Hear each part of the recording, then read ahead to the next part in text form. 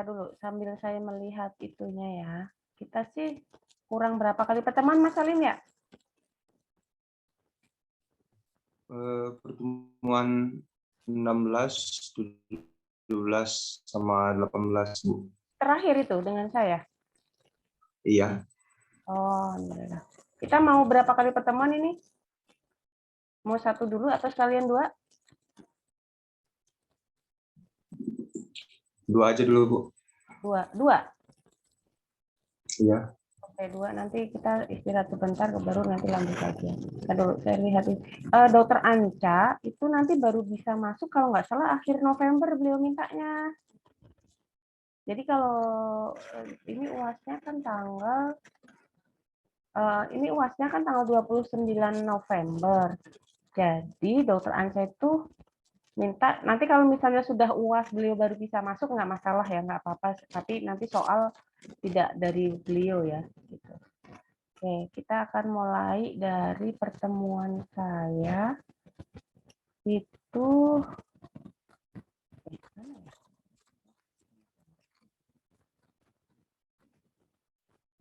sudah dibagi kelompoknya, ini berarti khusus kelompok saya. Mana Mas temanya kita temanya apa, yang apa ya Mas ya? Oh, yang itu kah? Yang jurnal ya, review jurnal ya?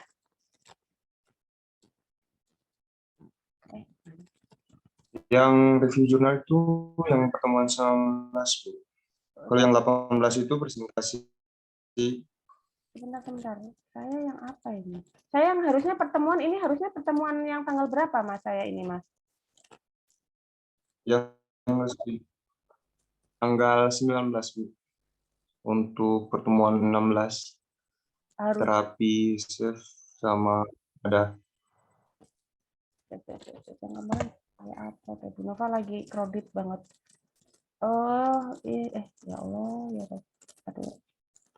Nova lihat LPP dulu. Nova.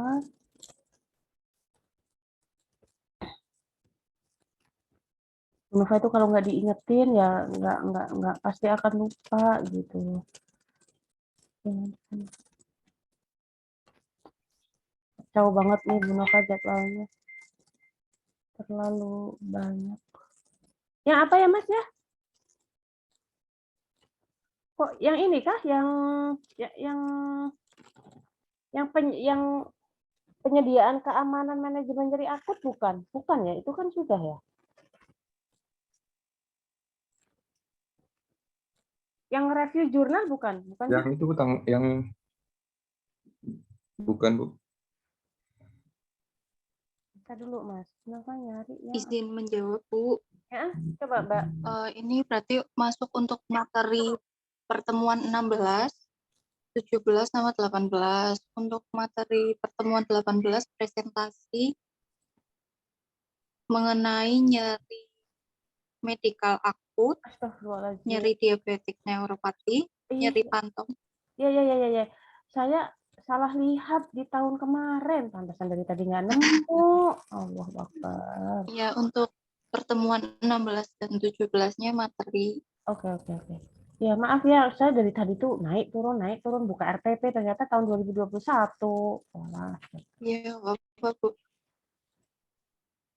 Makasih ya untuk teman-teman semuanya, Mas PJ, Mas Salim sudah mengkoordinir teman-teman sehingga kita pada kesempatan ini kita bisa bertemu.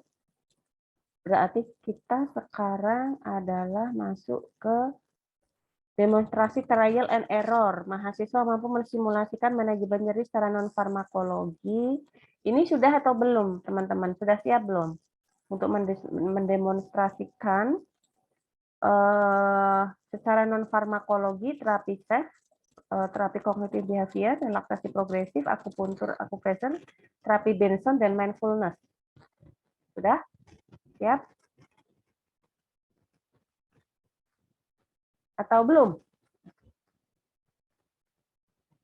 Yang pertemuan untuk mendemonstrasikan sudah, Bu. Oh, sudah ya. Oke, baik. Sudah dibagi kelompoknya? Sudah, Bu. Sudah ya. Kelompok 3 ya, dengan Bu Nova. ya maksudnya Bu Nova langsung masuk ke nilai gitu, maksudnya ke penilaian. Bu Nova buka langsung nilainya. Kita dulu ya. Kita nanti ini kalau bisa selesai jam, kalau mau 2 kali pertemuan ya harusnya selesai sampai jam 9. Tapi kita sebisanya lah, semampu kita ya, sekuat kita ya. Nanti teman-teman di kelompok ABC saya coba ini benar atau tidak. Kelompoknya dari Adi Mariadi bukan kalau kelas A. Salah, sorry. Nevalia ya? Iya betul Bu. Oke, dari Nevalia ya. Oke. Oh, Nevalia dari dari Adi Bu untuk pertemuan. Oh, dari Adi yang ini. Dari Adi sampai dengan Fadilah ya? Iya Bu. Oke, berarti Iya betul. oke. Untuk yang presentasi dari Nevali. Oke, silahkan langsung saja untuk demonstrasi dulu. Demonstrasi dulu dari kelas A dulu. Kelompok 1 atas nama siapa saja? Kelas A dulu. Nanti saya absennya di belakang ya, ingetin saya Mas Salim.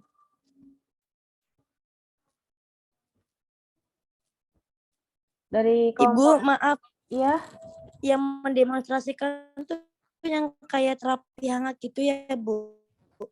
bukan. Kalau yang terapi hangat kan kita kemarin sudah. Sekarang kita lari Atau yang ke apa, Bu?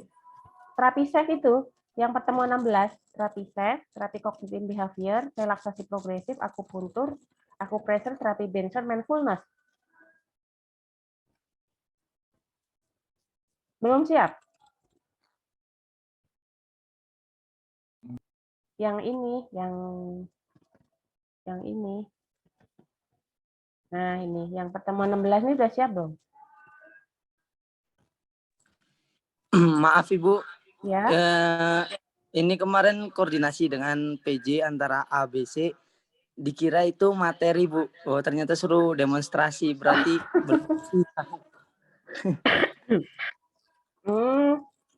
Oh, jadi belum siap berarti ya? belum Bu, untuk yang kalau suruh demonstrasi Bu. Oh, alah. Iya. Jadi nanti teman-teman kalau mau membaca RPP itu ini ada nih, ada tugas, ada pengalaman tugas yang harus dikerjakan mahasiswa apa. Kan ini demonstrasi nih. Demonstrasi mahasiswa mensimulasikan manajemen nyeri secara non farmakologi. Demonstrasi trial and error itu jadi mahasiswa dulu baca referensi ya, siapa ya yang itu, boleh di mute semuanya. Nah, teman-teman membaca referensi. Kok ini jumlahnya banyak banget, 100 sih? Memang satu kelas memang ada berapa orang? Kan bukannya ini hanya kelompoknya Bu Nova aja.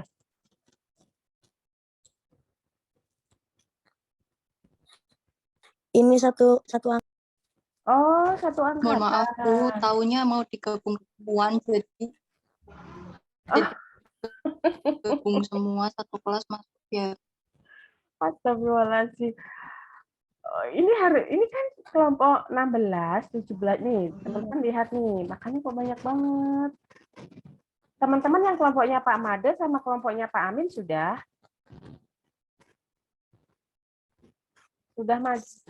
kelompok 2, kelompok 3, pertemuan 16, 17, 18 sudah dengan Pak Made dan Pak Amin.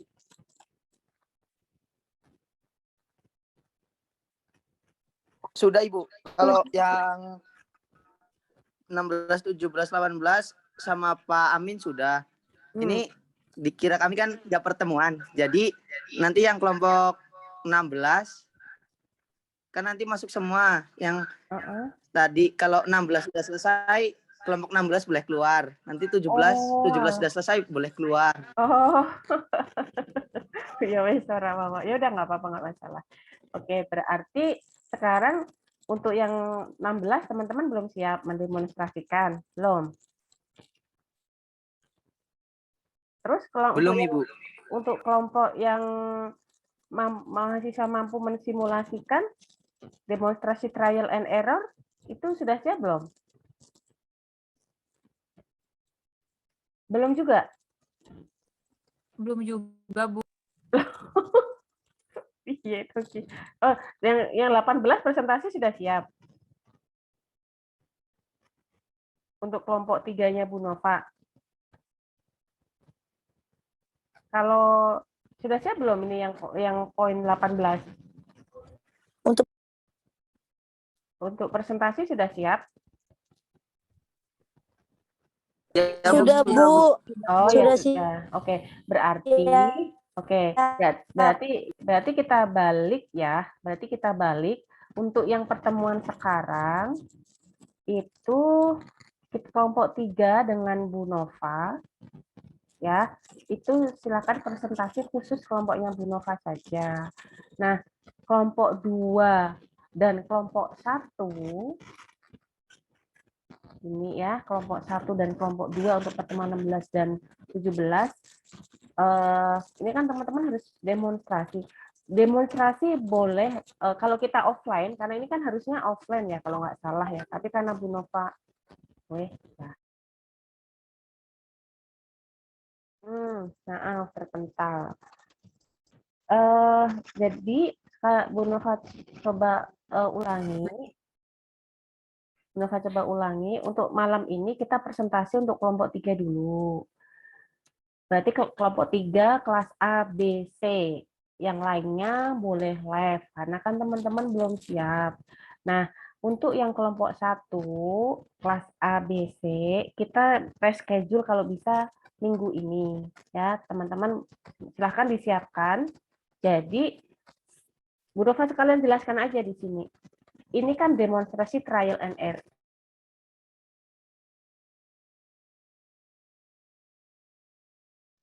Aduh, salah nih. Halo, teman-teman. Bu Nova off cam ya. Bu Nova off cam ya, sinyalnya jelek banget. Naik turun terus. Dengar suara Bu Nova? Halo? Teman-teman? Halo?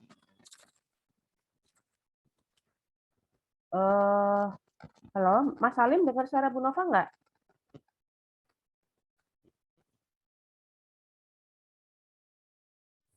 Halo?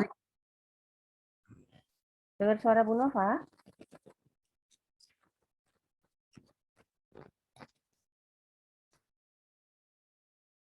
Dengar, Bu. Ih, sinyalnya Bu Nova ampun deh jeleknya, luar biasa. Pakai wifi malah kayak begini. Bu Nova pakai tethering HP aja kayaknya lebih aman deh. Bu Nova izin off cam ya. Sinyalnya nggak stabil nih. Bu Nova sekalian jelaskan. Jadi gini ya, ini untuk kelompok 1. Untuk kelompok 1, kelas A dan kelas B, kita akan reschedule untuk yang malam ini hanya untuk kelompok 3 saja, kelas A, B, C. Untuk yang kelompok 1, pertemuan berikutnya teman-teman, kelompok 1 ABC ini dibagi, kelompoknya Bu Nova itu dibagi menjadi 6 kelompok. Ya, 6 kelompok.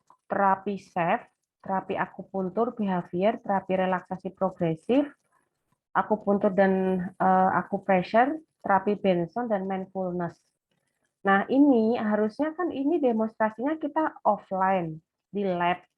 Tapi karena Bu Nova itu sedang studi, nggak bisa standby di kampus, sehingga khusus dengan Bu Nova ini dilakukan secara Zoom. Tapi tetap, teman-teman tetap demonstrasi trial and error itu dengan kita via Zoom. Nah, untuk mempraktekkan, teman-teman satu kelompok itu dibagi menjadi 6 kelompok. Ya, kelompok 1 misalnya ya, kelompok 1-nya Bu Nova maksudnya ini, jadi satu kelompok ini dibagi lagi menjadi kelompok 6 kelompok kecil. Silakan teman-teman ini boleh pakai video atau mau di-link-kan ke YouTube, tapi intinya adalah teman-teman bisa harus demonstrasi gitu.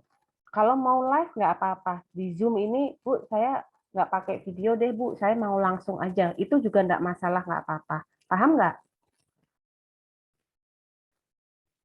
Bisa dipahami? Paham, Bu. Ya. Paham. Kita sepakati saja, apakah teman-teman mau pakai divideokan seperti yang sebelumnya pakai link YouTube, sehingga kalau link YouTube itu bisa menjadi amal jariah untuk teman-teman yang lain gitu ibaratnya ya, bisa untuk belajar untuk yang lain juga gitu. Atau mau apa, Dok? Putus-putus suaramu. Mau sepakati mau pakai video aja atau mau live langsung Zoom? Video aja, Bu. Oke, berarti kita sepakati bersama, sepakat kita video nanti pakai linknya ya, di linkkan YouTube kalau bisa supaya bisa jadi bahan untuk institusi-institusi lain atau siapapun yang ingin melihat terapi SAFE dan dibuat semenarik mungkin ya, karena pakai link YouTube sehingga nanti nama teman-teman juga akan terbawa gitu ya. Nah, untuk supaya teman-teman tahu, Bu Nova sebetulnya sudah ada modulnya ya, sudah ada modulnya. Nah, untuk supaya teman-teman tahu, teman-teman boleh belajar dari apa nih? Nanti Bu Nova kasih modulnya enggak apa-apa ya. Nanti ingatkan Bu Nova ya untuk Mas Salim atau siapa nanti masing-masing Bu minta modulnya gitu. Boleh belajar dari modul saya atau boleh belajar dari YouTube yang lain sehingga nanti teman-teman langsung peragakan. Terus kemudian untuk kelompoknya 2, ini kan mahasiswa mampu mensimulasikan. Mensimulasikan berarti sama, teman-teman juga harus demonstrasi trial and error ya. Nah, untuk kelompok 2 ini dibagi menjadi 4 kelompok ya. Bagaimana nanti secara gantian silahkan boleh, misalnya kelompok 1 kan ini ada asesmen pediatri dan adolescent, infant, neonatus, pediatri dan dewasa. Teman-teman sudah tahu tuh ya, sudah boleh searching materi yang lain dan lain sebagainya boleh. Asesmen pada pasien kritis seperti apa, kemudian asesmen pada pasien UGD seperti apa, asesmen pada kondisi kehamilan, laktasi dan nifas itu seperti apa. Ya, kita fokusnya adalah teman-teman tuh bisa mengkaji. Kalau saya mau mengkaji nyeri pada pediatrik, itu gimana sih caranya? Saya mau mengkaji nyeri pada pasien yang mengalami kekritisan, misalnya di ICU, saya harus pakai apa sih? Asesmen pada pasien nyeri di UGD itu harus pakai apa sih? Dan lain sebagainya. Nah, seperti itu ya. Jelas nggih untuk the next pertemuan kelompok 1 dan kelompok 2. Nah, nanti baru kalau teman-teman sudah mendemonstrasikan, baru nanti Bu Nova akan sampaikan, oh yang benar itu kayak begini loh, gitu. Itu namanya demonstrasi trial and error. Jadi dari mahasiswa dulu. Nah, nanti baru Bu Nova akan menyampaikan yang dari Bu Nova, oh si A sudah benar, kelompok ini sudah benar. Nah, itu makanya trial and error kan gitu ya. Jadi teman-teman mencoba dulu apakah itu benar atau salah, intinya mencoba dulu, nanti baru materi dari Bu Nova ya gitu. Tidak langsung menerima dari Bu Nova. Nah, gitu ya teman-teman. Berarti sekarang boleh dari kelompok 1 dan kelompok 2 boleh live. Mohon maaf sebelumnya, nanti kontrak waktu lagi untuk PJ nanti untuk pertemuan berikutnya baru kita gabung ya. Berarti kelompok 2 dan kelompok 1 kelas ABC baru kita gabung. Nanti mohon masing-masing PJ ditentukan saja, nanti koordinasi dengan saya ya. Gitu. Oke, cukup ya. Nah, sekarang silahkan dari kelompok 3 untuk mempresentasikan apa hasil yang diperoleh terkait dengan mahasiswa mampu menyusun asuhan keperawatan anestesiologi nyeri akut pada kondisi khusus. Ya, situasi kliniknya adalah nyeri medikal akut. Silahkan Anda memilih mana boleh. Diabetik neuropati, phantom line, dan insomnia dan nyeri kronik. Oke. Baik. Silahkan. Yang lain boleh live 1, 2, dan kelompok 3 tetap stay di sini. Silahkan dari kelas A dulu. Kelompok 3 berarti Nevalia ya? Iya, betul, Bu. Oke, silahkan Mbak. Siapa saja namanya sampaikan ke Bu Nova, Dok.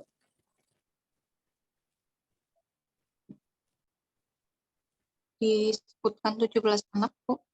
Tuh, enggak, kelompoknya Mbak, Oh, kelompoknya kelompoknya yang untuk 17 anak saya sudah ada namanya. Maksudnya yang untuk berpresentasi terkait dengan subtopik yang pertama yang dapat nyeri medikal akut siapa? Atau ini semuanya setiap kelompok semuanya ini? Gimana kemarin? Mbak Neva, kemarin satu kelompok dibagi, hmm? satu kelompok Bu Nova dibagi 4 kelompok kecil, Bu. Oh iya benar, berarti begitu. Ya sudah, berarti kelompok yang kelas A untuk kelompok yang nyeri medikal akut silahkan presentasi kelompok Baik. 1A.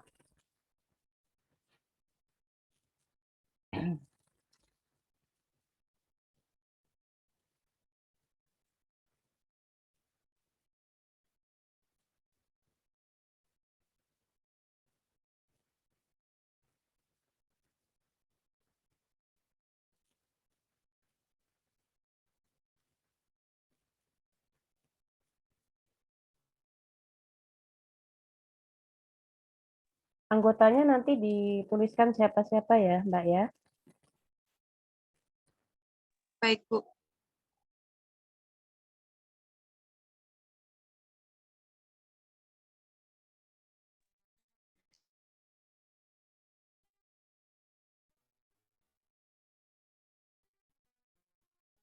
Ibu langsung dimulai. Ya Mbak, langsung mulai Mbak, mulai aja. Bu Nova sambil nyatet nama-namanya dulu. Nabila, Neva, Niken, Putri, Raihan.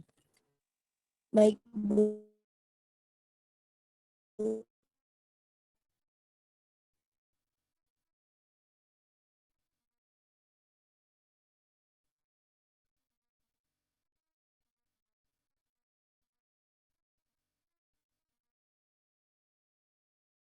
Nggih, Bu. Bismillahirrahmanirrahim. Assalamualaikum.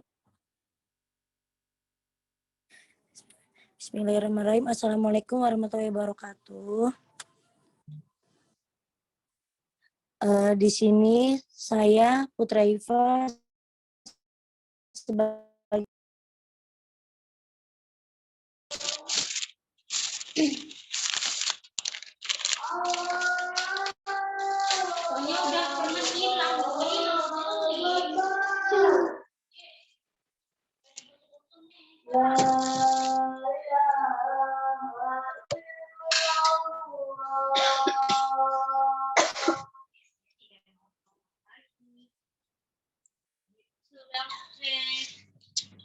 Langsung saja, Dok. Terus aku udah nyampe tahu kamu nggak tahu ya. Iya kan? Yang presentasi siapa? Nabila, Neva, Niken, Putri, Raihan. Pusing saya juga, HP-nya ada, saya nggak balik-balik. Dan Nevalia.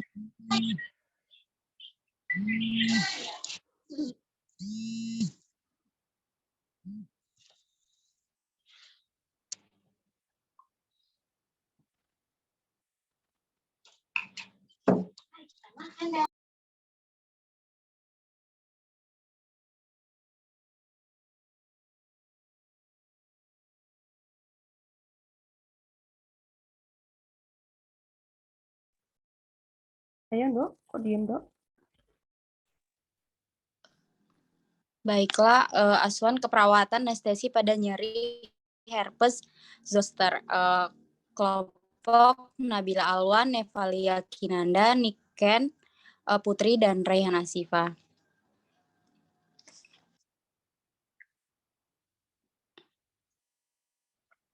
Latar belakang herpes zoster adalah telah dikenal sejak zaman Yunani kuno.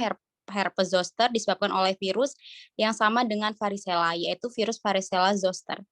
Herpes zoster ditandai dengan adanya nyeri hebat, unilateral, serta timbulnya lesi vasikuler yang terbatas pada dermatom yang dipersarafi serabut saraf spinal maupun ganglion serabut saraf sensorik dan nervus cranialis, insiden herpes zoster tersebar merata di seluruh dunia. Tidak ada perbedaan angka kesakitan atau antara pria dan wanita.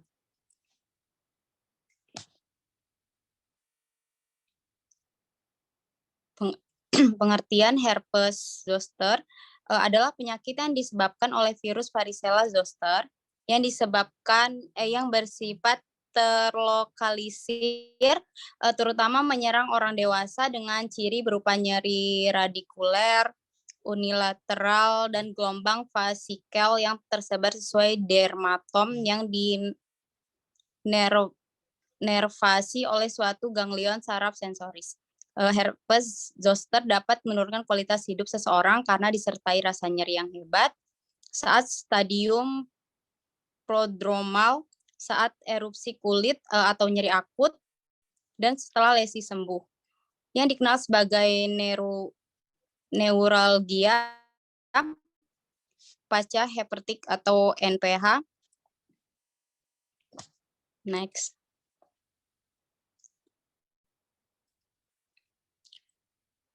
Patofisiologi. Herpes zoster dapat muncul di sepanjang tahun karena tidak dipengaruhi oleh musim dan tersebar merata di seluruh dunia. Tidak ada perbedaan angka kesakitan antara laki-laki dan perempuan. Angka kesakitan meningkat dengan peningkatan usia. Di negara maju seperti Amerika, penyakit ini dilaporkan sekitar 6% setahun. Di Inggris 0,34% setahun, sedangkan di Indonesia lebih kurang 1% setahun. Herpes zoster terjadi pada orang yang pernah menderita varicella sebelumnya karena varicella dan herpes zoster disebabkan oleh virus yang sama, yaitu virus varicella zoster.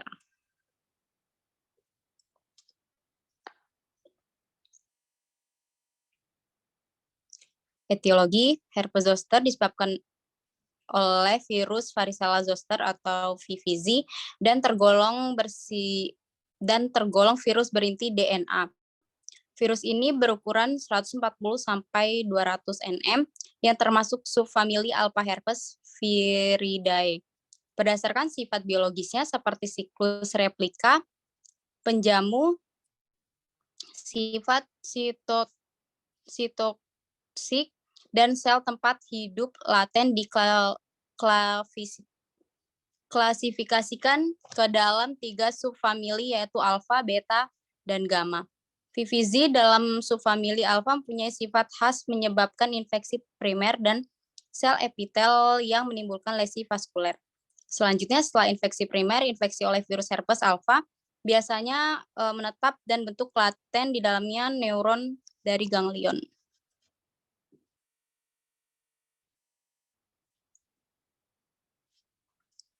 Manifestasi klinis, gejala prodromal herpes zoster biasanya berupa rasa sakit dan paretesi pada dermatom yang terkena. Gejala ini terjadi beberapa hari menjelang timbulnya erupsi. Gejala konstitusi seperti sakit kepala, milase, dan demam terjadi pada 5% penderita atau terutama pada gangguan anak-anak dan timbul 1-2 hari sebelum terjadinya erupsi. Gambaran yang paling khas herpes zoster adalah erupsi leukolisata dan unilateral. Jarang erupsi tersebut melewati garis tengah tubuh. Umumnya lesi terbatas pada daerah kulit yang dipersarafi oleh satu ganglion saraf sensorik. Erupsi mulai dengan eritma makulopapular.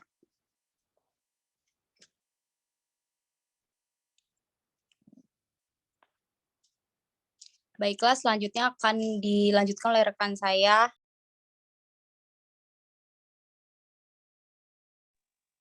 Terima kasih Rayhan Asifah. Saya di sini akan melanjutkan presentasi, yaitu penata laksanaan. Penata laksanaan dapat diberikan secara sistematik dan topikal, yaitu pemberian antivirus, analgetik, kortikosteroid oral dan topikal, NSAID topikal, capsaicin skin topikal, dan antikonvulsan. Terapi herpes zoster bertujuan untuk mempercepat proses penyembuhan lesi, mengurangi keluhan nyeri akut, serta mengurangi risiko komplikasi neuralgia pasca herpetik atau NPH. Nyeri ringan herpes zoster dapat diobati dengan acetaminophen dan obat antiinflamasi non-steroid atau NSAID. Untuk herpes zoster akut yang lebih parah, mempertimbangkan untuk memulai kontrol dengan agen opioid kerja pendek.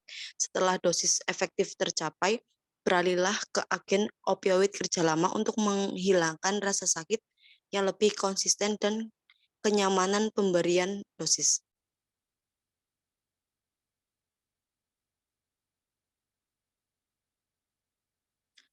Asuhan keperawatan anestesi. 1. Diagnosa keperawatan anestesi.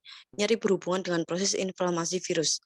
Tujuan: setelah dilakukan tindakan keperawatan anestesi 3 kali 24 jam, diharapkan 1. Mampu mengontrol nyeri, tahu penyebab nyeri, mampu menggunakan teknik non-farmakologi untuk mengurangi nyeri, mencari bantuan.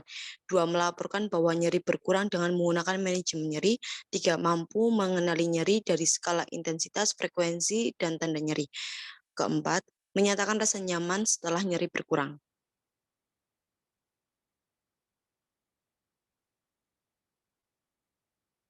Tiga, intervensi. 1. Kaji data nyeri secara komprehensif, yaitu lokasi, karakteristik, frekuensi, kualitas, intensitas, faktor pencetus. 2. Kaji tanda nonverbal adanya ketidaknyamanan. 3. Kontrol lingkungan yang dapat mempengaruhi nyeri seperti suhu ruangan, pencahayaan, kebisingan. Nomor 4, ajarkan teknik non-farmakologis untuk mengurangi nyeri. Nomor 5, tingkatkan istirahat atau tidur untuk memfasilitasi manajemen nyeri. Dan terakhir, kolaborasi untuk pemberian obat analgetik. Nomor 4, evaluasi. Pada hasil akhir pengelolaan nyeri pada pasien dengan herpes zoster diharapkan ditemukan hasil, itu 1. Pasien melaporkan bahwa level nyeri berkurang. Nomor 2, pasien mampu mengontrol nyeri. Nomor 3, pasien menyatakan rasa nyaman setelah nyeri berkurang.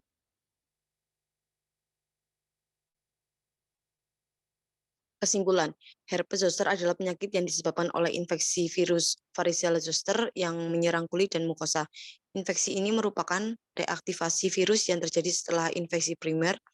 Diagnosa herpes zoster dapat ditegakkan dengan mudah melalui anamnesis dan pemeriksaan fisik. Jika diperlukan, dapat dilakukan pemeriksaan laboratorium sederhana, yaitu tes Tezang dengan menemukan sel datia berinti banyak, dan pada umumnya penyakit herpes zoster dapat sembuh sendiri atau self-limiting disease, tetapi pada beberapa kasus dapat timbul komplikasi. Semakin lanjut usia, semakin tinggi frekuensi timbulnya komplikasi.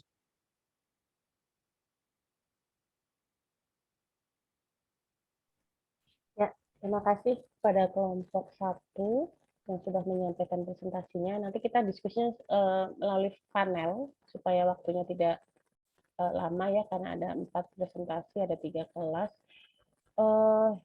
Kelompok 1 sudah menyampaikan ini untuk kelas A, kemudian kelompok 1 untuk kelas B, apakah sama dengan herpes zoster?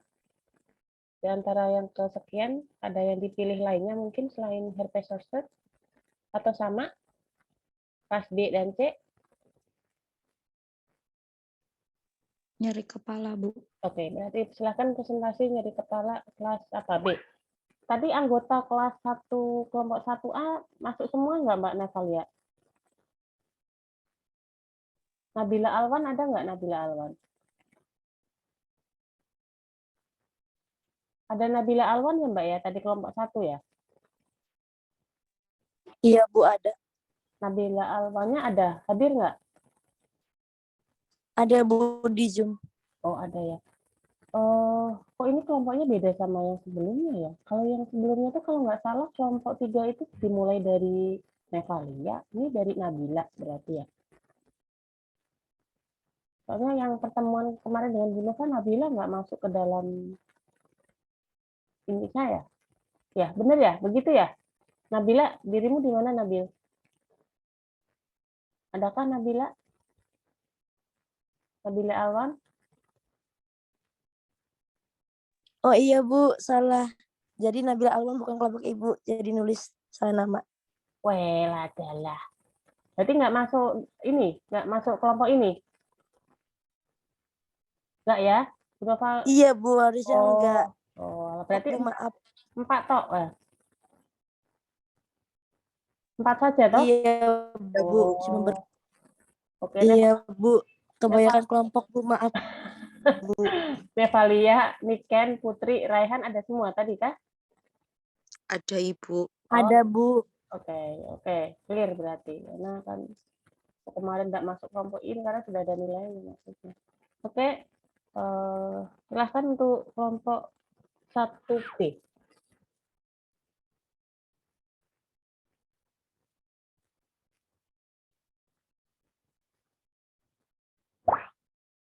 Beranggotakan siapakah kelompok 1B? Dimulai dari Novi, bukan?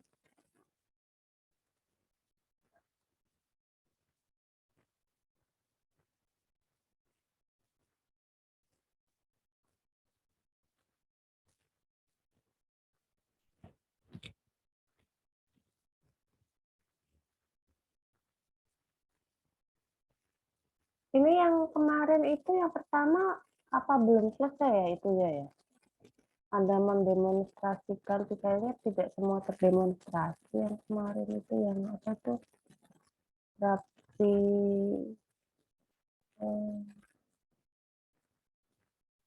manajemen nyeri farmakologi di UGD.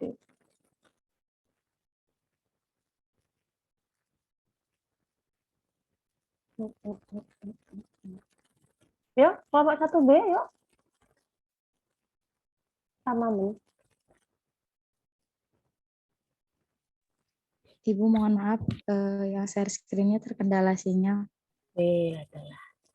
Sebentar Ibu, mau di share screen. Oke.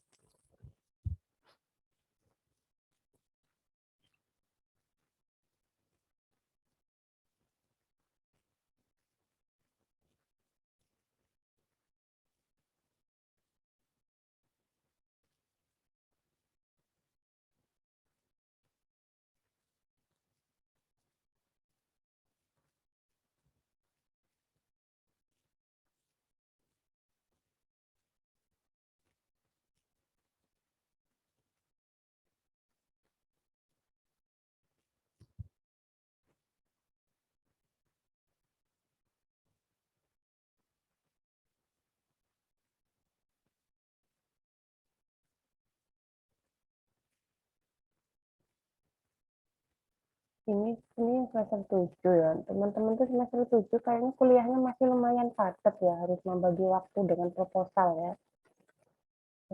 Harus pintar manajemen waktunya.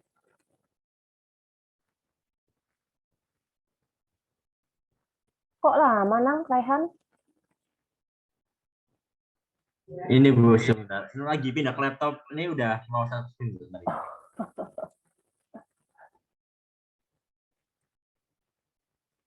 Berarti dirimu skripsi tidak ada masalah ya, Rehan ya? Udah nyampe mana dirimu? Ya enggak juga Bu, ya pasti ada masalahnya lah. Oke, Novi, Raihan, Putri, Panji. Silahkan. Raihan, Putri, Panji. Novi, Raihan.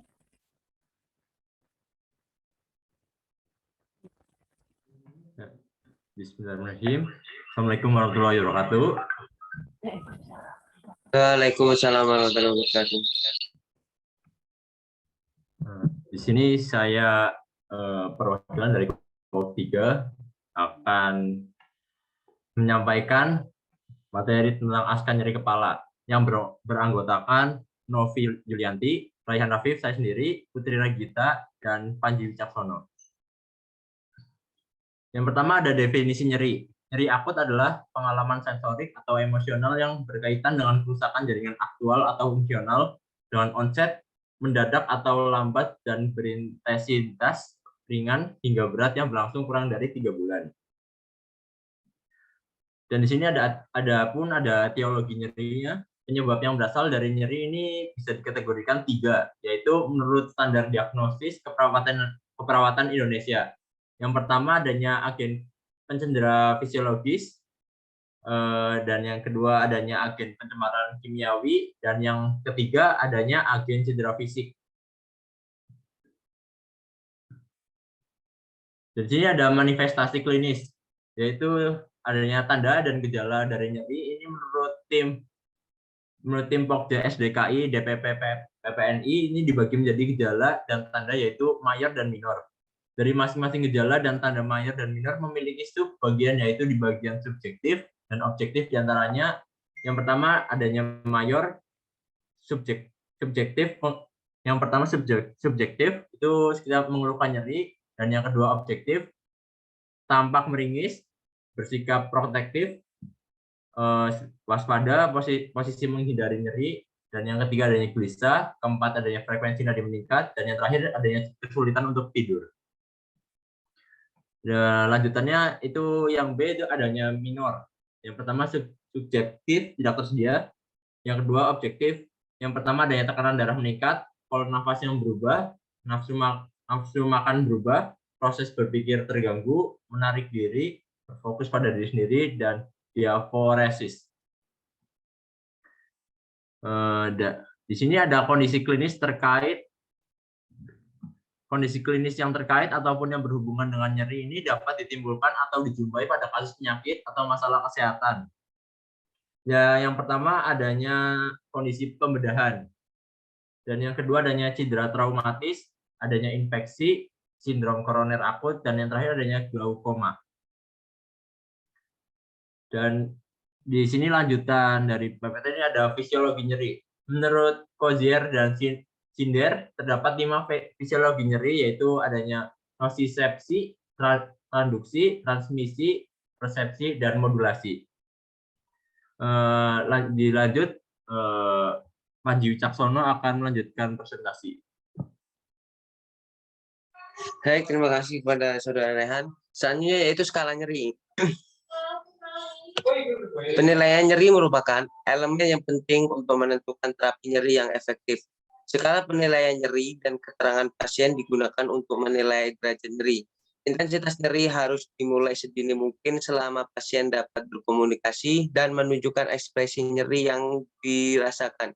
Penilaian terhadap intensitas nyeri dapat menggunakan beberapa skala menurut Mubarok dan kawan-kawan 2015. Yaitu di sini terbagi menjadi 3. Yang pertama yaitu skala nyeri numerik atau numerical rating scale.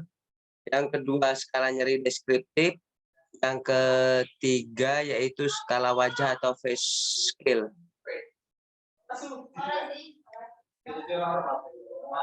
Selanjutnya yaitu konsep umum sepalgia. Sepalgia atau nyeri kepala merupakan suatu penyakit yang sering atau pernah dialami oleh masyarakat. Penyakit ini menyerang pada segala umur.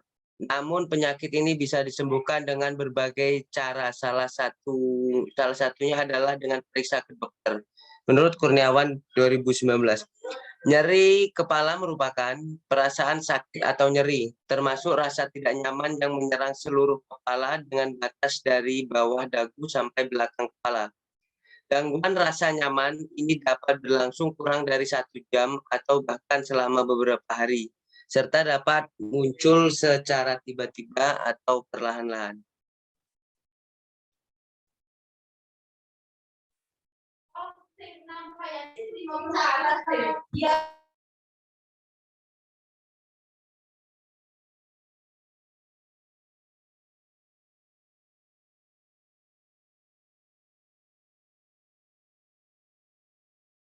Kemudian yaitu klasifikasi sepalgia. Tahun 2013, International Headache Society merilis sistem klasifikasi terbarunya untuk nyeri kepala. Ada 3 kategori nyeri kepala menurut HIS berdasarkan sumber nyeri. Ya, di sini ada 3 yaitu nyeri kepala primer, yang kedua nyeri kepala sekunder, yang ketiga yaitu neuralgia cranialis, nyeri facialis, dan nyeri kepala lain.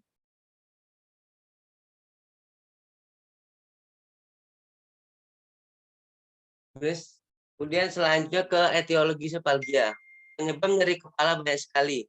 Meskipun kebanyakan adalah kondisi yang tidak bercahaya atau terutama bila kronik dan kambuhan, Namun nyeri kepala yang timbul pertama kali dan akut awas ini adalah manifestasi awal dari penyakit sistemik atau suatu proses intrakranial yang memerlukan evaluasi sistemik yang lebih teliti. Bahrudin 2013. Selanjutnya manifestasi sepalgia. Sepalgia biasanya ditandai dengan nyeri kepala ringan maupun berat. Nyeri seperti diikat, tidak berdenyut, nyeri tidak berpusat pada satu titik, terjadi secara spontan, vertigo, dan adanya gangguan konsentrasi. Kusuma 2012.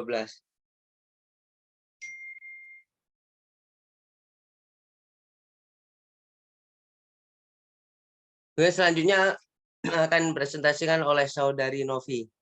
Vanessa, persilakan. Baik, terima kasih kepada Saudara Panji atas kesempatannya. Saya lanjutkan, adapun patofisiologi dari sepalgia yaitu mekanisme nyeri dimulai dari transduksi stimulasi akibat kerusakan jaringan dalam saraf sensorik menjadi aktivitas listrik, lalu kemudian ditransmisikan melalui serabut saraf bermilen A delta, yaitu mentransmisikan nyeri yang tajam dan terlokalisasi. Dan saraf bermielin C atau mentransmisikan nyeri tumpul dan menyakitkan ke cornus dorsalis, medulla spinalis, thalamus, dan korteks cerebri. Impuls listrik tersebut dipersepsikan dan didiskriminasi sebagai kualitas dan kuantitas nyeri setelah mengalami modulasi sepanjang saraf perifer dan disusun saraf pusat. Rangsangan nyeri dapat berupa rangsangan mekanik, suhu baik panas maupun dingin, agen kimia, trauma, dan inflamasi. Ini menurut Iqbal Mubarok pada tahun 2015.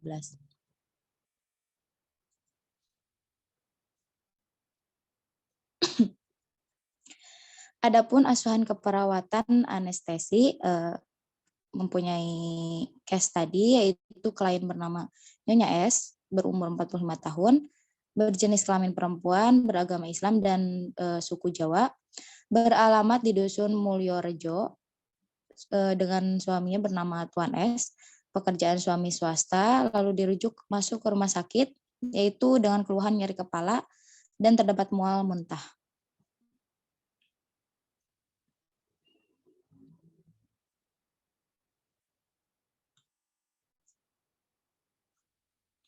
Next. Baik, di sini terdapat asuhan kepenatan anestesi. Diagnosa nyeri akut berhubungan dengan agen pencedera fisiologis dengan tujuan setelah diberikan asuhan keperawatan anestesi selama 1 kali 24 jam, diharapkan nyeri menurun dengan kriteria hasil, keluhan nyeri menurun, tampak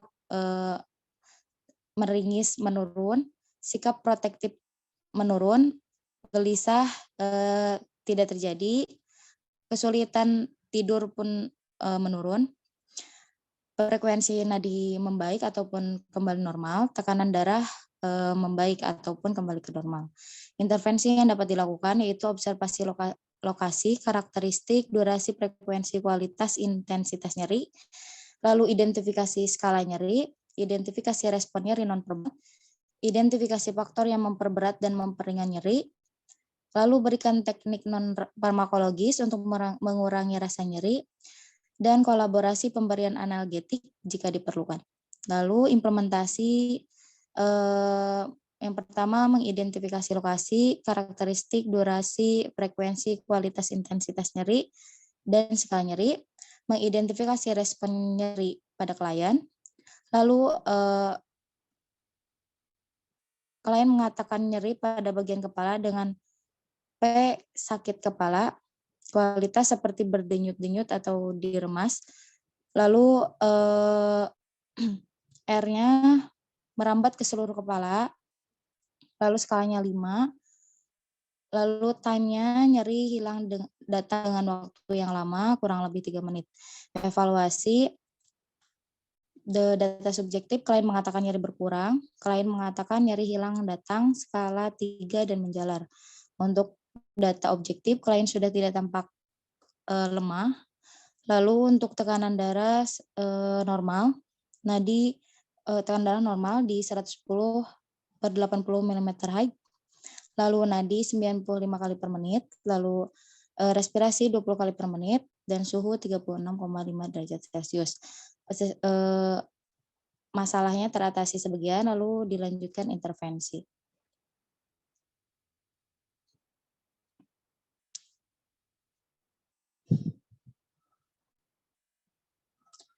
Baik, di kesimpulan, sefalgia atau nyeri kepala adalah rasa tidak nyaman, rasa sakit yang terjadi pada seluruh daerah kepala atau bagian atas dari kepala, dan terkadang menyebar ke wajah, gigi, rahang, mata, leher, hidung, dan telinga.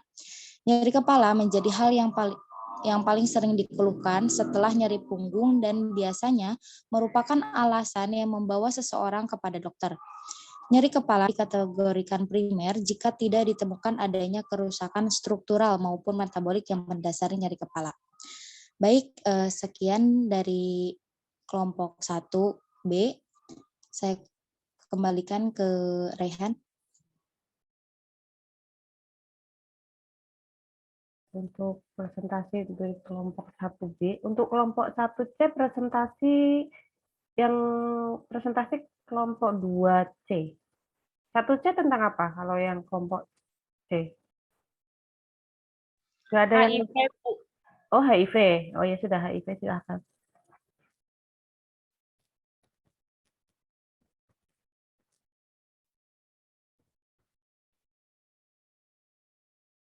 Ini di stop share dulu, Dok, kelas 1B. Ya, ya Bu.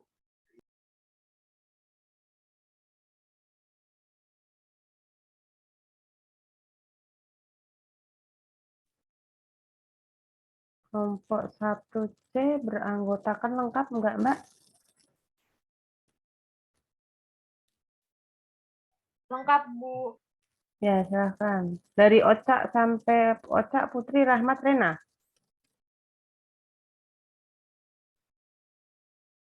Atau bukan? Iya, Bu. Benar ya, 4 ya.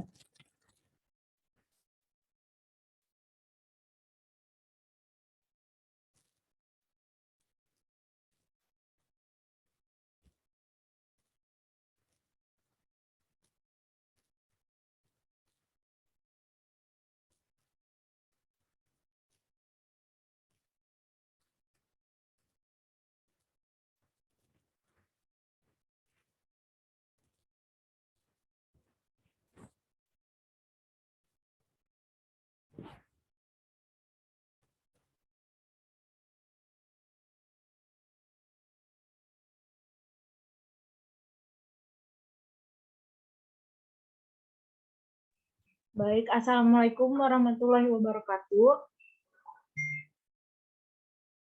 Di sini kami dari kelompok 1 kelas 7C akan menampilkan hasil presentasi kami mengenai semprot anestesi pada nyeri HIV. Yang disusun oleh Ocha Rajidia Rahma, Putri Ayu Ramadhani, Rahmat Rizky Ardani, dan saya sendiri, Rena Fitra.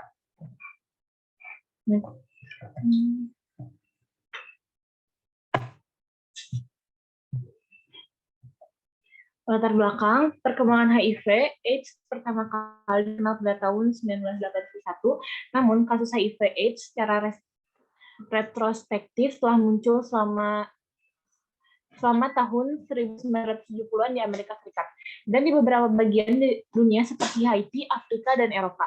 Menurut Dinas Kesehatan 2014, UNAIDS 2017 menunjukkan terjadi peningkatan jumlah orang yang menderita HIV dari 36,1 miliar di tahun 2015 menjadi 36,7 miliar di tahun 2016. Indonesia merupakan salah satu negara berkembang yang memiliki tingkat prevalensi HIV/AIDS yang cukup tinggi.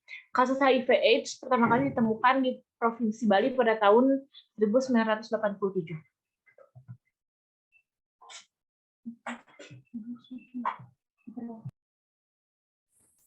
Pengertian.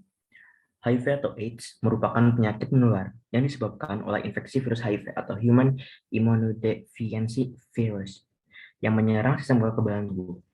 Infeksi tersebut menyebabkan penderita mengalami penurunan ketahanan tubuh, sehingga sangat mudah untuk terinfeksi.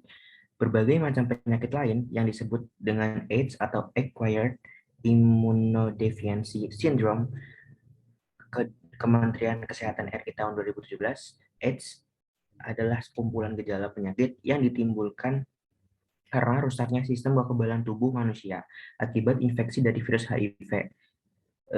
Diatmi Daendia tahun 2014. Orang yang telah didiagnosa terinfeksi positif oleh virus HIV dan AIDS, maka orang tersebut disebut dengan ODHA atau orang dengan HIV/AIDS. Menurut Diatmi dan Dia tahun 2014. Oh ya, ODA. Terus tadi Mas Rahmat jangan bilang HIV atau AIDS ya yang ini. HIV/AIDS gitu. Oh ya, Karena HIV/AIDS. beda kan antara HIV sama AIDS. Okay. Gitu. Yuk. Sorry. Next. Lanjut.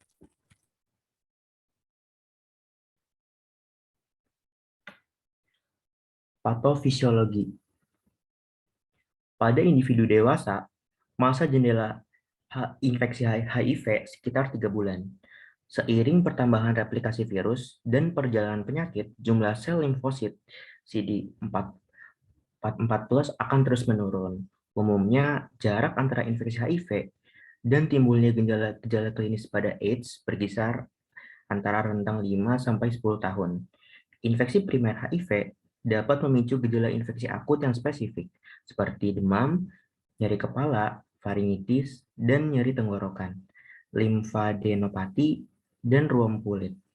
Fase akut tersebut dilanjutkan dengan periode laten yang asimptomatis. Tetapi pada fase inilah terjadi penurunan jumlah sel limfosit CD4+ selama bertahun-tahun, hingga terjadi manifestasi klinis AIDS akibat defiensi imun, atau berupa infeksi oportunistik.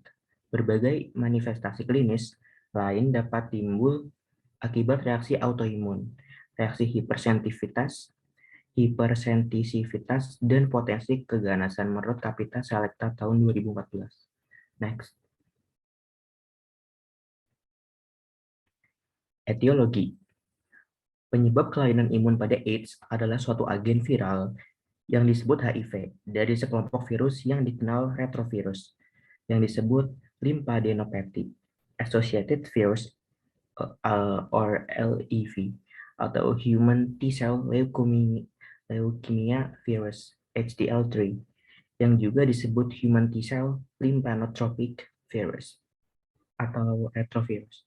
Retrovirus mengubah asam ribonukleatnya atau RNA menjadi asam deoksiribonukleat atau DNA setelah masuk ke dalam sel pejamu menurut Nurarif dan Hardy 2015. Selanjutnya akan dibacakan oleh Putri Ayu. Manifestasi klinik yaitu penderita yang terinfeksi HIV dapat dikelompokkan menjadi 4 golongan, yaitu pertama, penderita asimptomatik tanpa gejala yang terjadi pada masa inkubasi yang berlangsung antara 7 bulan sampai 7 tahun lamanya. Yang kedua ada persisten generalsis lymphadenopathy atau PGL dengan gejala limfadenopati umum. Yang ketiga ada AIDS-related complex atau ARC dengan gejala lelah, demam, dan gangguan sistem imun atau kekebalan.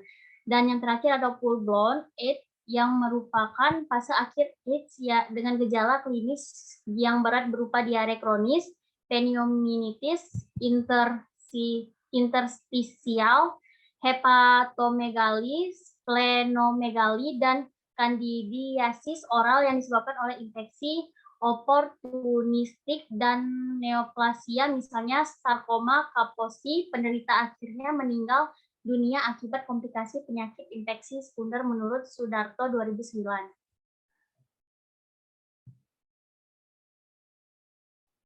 Selanjutnya ada penata laksanaan.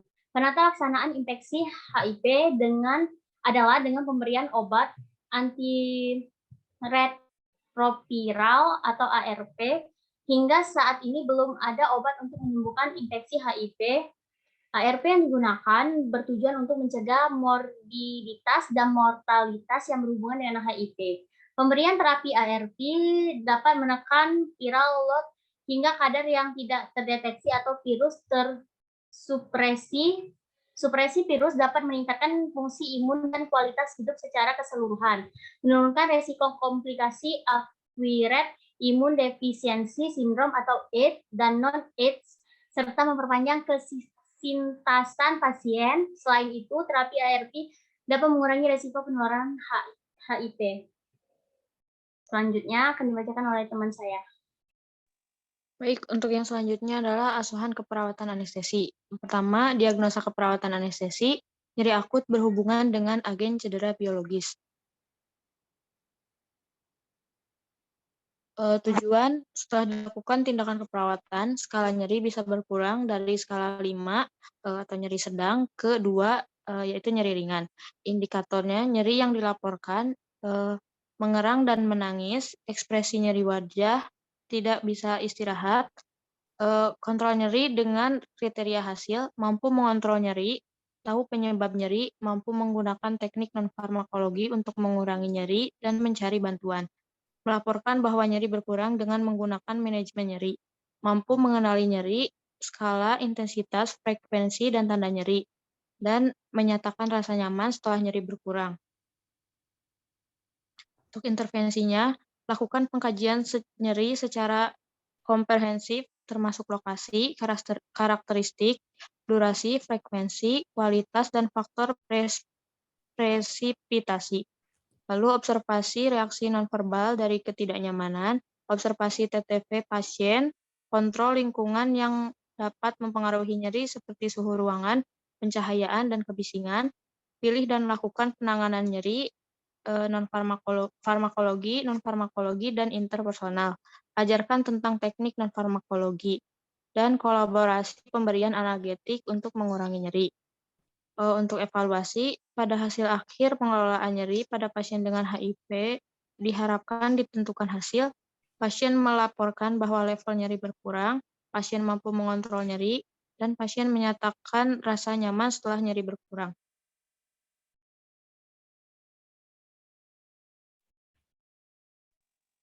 Untuk kesimpulannya, HIV atau Human Immunodeficiency adalah virus yang hanya hidup dalam tubuh manusia yang dapat merusak daya kekebalan tubuh manusia. AIDS atau Acquired Immunodeficiency Syndrome adalah kumpulan gejala menurunnya gejala kekebalan tubuh terhadap serangan penyakit dari luar. Hingga pada saat ini penyakit AIDS tidak ada obatnya, termasuk serum maupun vaksin yang dapat menyembuhkan manusia dari virus HIV. Penyebab penyakit AIDS yang ada hanyalah pencegahannya saja. Baik, terima kasih. Sekian dari kelompok kami. Mohon maaf banyak kesalahan. Assalamualaikum warahmatullahi wabarakatuh. Baik, terima kasih. Untuk teman-teman, kalau ada yang mau bertanya, dikit dulu, kita langsung ke semua presentasi dulu, baru bertanya ya. Untuk yang poin kedua, silakan untuk kelompok 2A menyampaikan terkait dengan poin yang kedua. Nyeri diabetes neuropati, silakan 2A.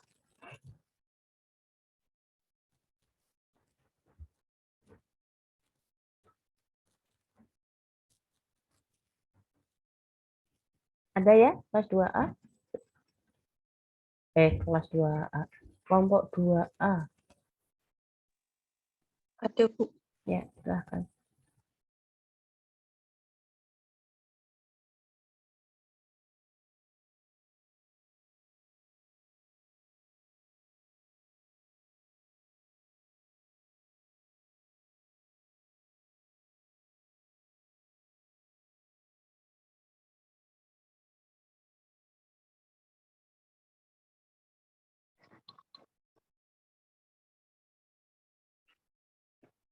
Assalamualaikum warahmatullahi wabarakatuh.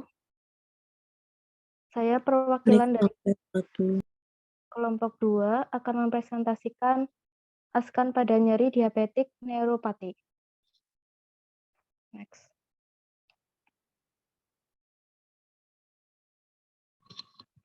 Yang beranggotakan Rika Pramesti, 2 Rikab Ibrahim, 3 Risni, 4 Rizky Kap. Apa itu neuropati? Neuropati merupakan salah satu komplikasi jangka panjang dari diabetes mellitus pada pembuluh darah kecil atau mikroangiopati. Neuropati terdiri dari neuropati perifer dan otonom. Neuropati dapat bersifat polineuropati dan mononeuropati. Pada keadaan yang sudah lanjut, yang tersering ditemukan ialah neuropati perifer, yang jumlahnya berkisar antara 10% sampai 60% pasien diabetes mellitus. Neuropati diabetes mellitus yang terjadi pada lengan, tangan, tungkai, dan kaki maka disebut dengan diabetik periferal neuropati atau DPN. Diabetik periferal neuropati berupa sensori motor neuropati merupakan kerusakan saraf yang mengakibatkan gejala kesemutan, nyeri, mati rasa, atau kelemahan pada kaki dan tangan. Next. Nyeri neuropati didefinisikan sebagai nyeri yang timbul akibat cedera atau lesi yang mengenai sistem somatosensorik. Nyeri neuropatik dapat berasal dari lesi di semua jaringan somatosensorik, mulai dari ujung saraf bebas di nociceptor sampai dengan neuron kortikal di otak. Nyeri neuropatik dapat diklasifikasikan berdasarkan lokasi, sentral dan perifer, etiologi, gejala, dan mekanisme. Nyeri neuropatik perifer dijumpai pada nyeri pasca herpes dan nyeri neuropati diabetika. Nyeri neuropatik sentral ditemui pada nyeri pasca stroke. Next. Askan dengan tindakan operasi debridement, amputasi dengan tindakan anestesi regional. Pengkajian nama Nyonya W, umur 58 tahun, diagnosa medis diabetes mellitus plus abses digital 1, fetis dextra, tindakan operasi anestesi regional. Riwayat kesehatan, keluhan utama saat masuk rumah sakit, pasien datang ke IGD RSI Purwokerto pada hari Kamis tanggal 11 Agustus pukul 7:25 WIB dengan keluhan nyeri dan luka pada jempol kaki sebelah kanan. Saat pengkajian, saat di ruang preoperasi, pasien tampak lemah dengan menahan sakit dan nyeri pada jempol kaki sebelah kanan, menjalar sampai ke tungkai.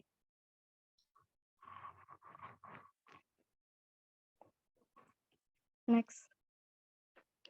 Riwayat penyakit sekarang. Saat dilakukan pengkajian pada tanggal 12 Agustus 2022 pukul 19 WIB, klien mengatakan nyeri menjalar ke dua tungkai kurang lebih 1 bulan, demam 3 hari, sendi-sendi sakit, luka pada jempol kaki kanan. Klien tampak meringis dan menahan nyeri dengan skala nyeri 5. Klien mengatakan beraktivitas dibantu keluarga. Riwayat penyakit dahulu, klien mengatakan mempunyai riwayat diabetes mellitus, hipertensi, dan riwayat pengobatan TB.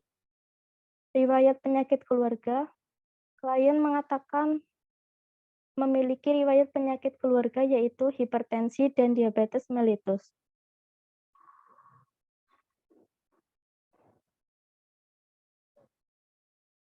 Pemeriksaan fisik, 1 kesadaran umum, kompos mentis, 2 GCS, verbal 5, motorik 6, mata 4.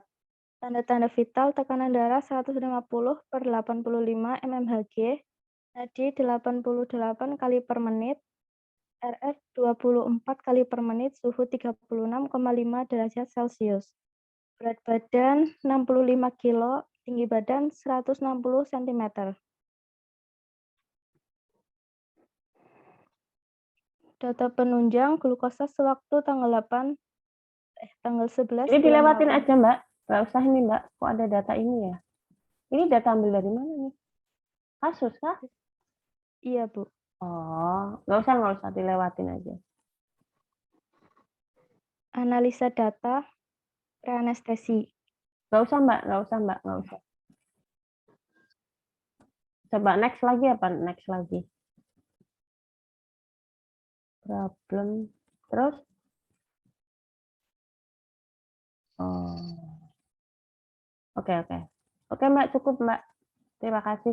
Ini tadi kelompok 2A itu beranggotakan siapa aja ya? Tadi Mbak Riki, Rika, Prisni ya? Bener Sama nggak? Rizky Kapu. Oh, sama Rizky Kak. Oke, baik. Baik, untuk kita dulu deh. Untuk kelompok yang ketiga, presentasi silahkan untuk kelas 3C. 3C ya. 3B, sorry. 3B nyeri pantem lim. Silahkan.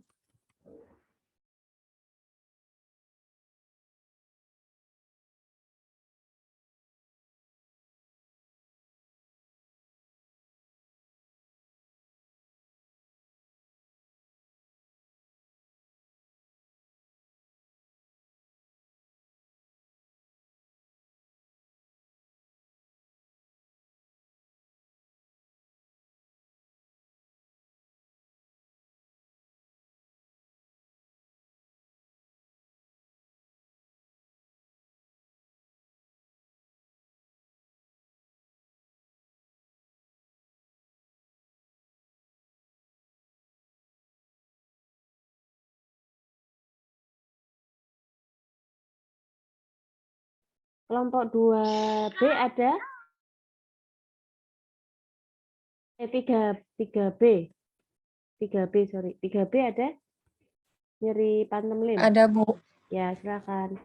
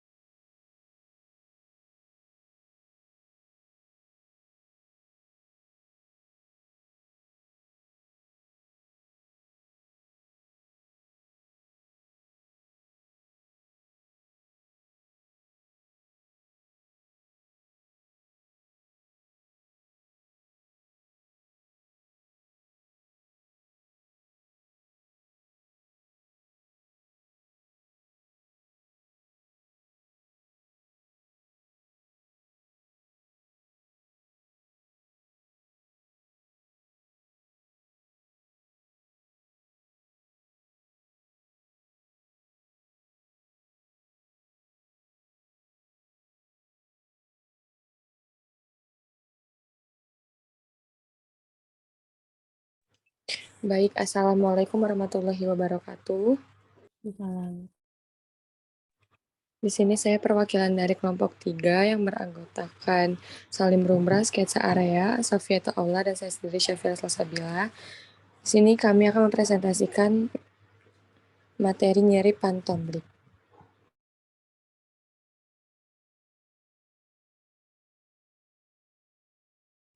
Definisi nyeri pantom lip. Amputasi dari anggota gerak tubuh umumnya diikuti dengan adanya sensasi bahwa anggota tubuh yang hilang masih dapat dirasakan. Dikenal sebagai phantom sensation. Sensasi ini termasuk posisi, bentuk atau gerakan, rasa hangat atau dingin, rasa seperti tersetrum atau kesemutan. Bila sensasi nyeri dirasakan pada anggota gerak tubuh yang telah diamputasi disebut sebagai phantom lip pain. Hal ini dikemukakan oleh Michel pada tahun 1872. Next. Etiologi. Nyeri preamputasi merupakan faktor resiko bagi terjadinya nyeri phantom setelah amputasi. Bahkan nyeri yang dirasakan pada anggota tubuh beberapa bulan sampai tahun sebelumnya dilakukan amputasi dapat dirasakan kembali sebagai nyeri phantom. Nicolasen DKK mengemukakan bahwa nyeri preamputasi yang mencapai skor lebih dari 20 mm pada visual analog scale dihubungkan dengan meningkatkan risiko nyeri phantom. Tetapi durasi nyeri preamputasi tampaknya tidak berpengaruh terhadap intensitas nyeri phantom. Next. Presentasi selanjutnya akan dilanjutkan kepada rekan saya, Safiatul Aula. Baik, selanjutnya ada faktor-faktor yang dapat mempengaruhi perasaan nyeri fantom. Yang pertama, faktor internal, yaitu ada predisposisi genetik, ada ansietas atau stres emosional, dan miksi atau defekasi. Dan ada penyakit lain atau perdarahan cerebral, prolaps, diskusi vertebra. Dan yang kedua ada faktor eksternal, yang ada perubahan cuaca, sentuhan pada stum, penggunaan protesis, rehabilitasi, dan penata laksanaan. Next.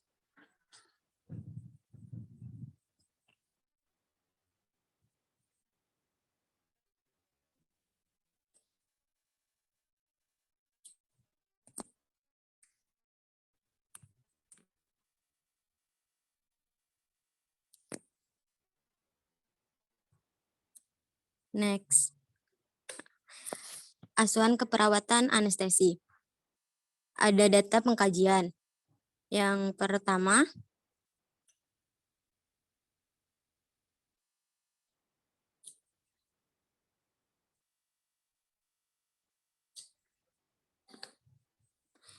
pertama, ada klien sign-in pada pukul 08.15 WIB. Yang kedua ada keluhan utama, klien mengatakan cemas dengan kondisinya yang akan dilakukan tindakan operasi. Yang ketiga ada keadaan umum, yaitu kompos mentis. Yang keempat ada tanda-tanda vital klien adalah sebagai berikut. Tekanan darahnya 130/70 mmHg, nadinya 89 kali per menit, RM-nya 19 kali per menit, suhunya 36,6 derajat Celcius, berat badannya 67 kg, tinggi badannya 163 cm. Next.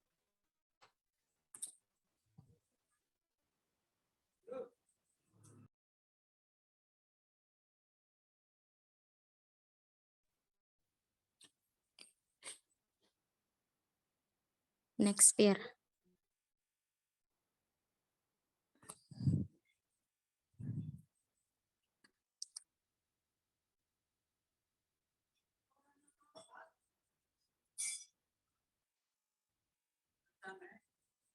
Sebelum patofisiologi, Pir, yang pernapasan spontan.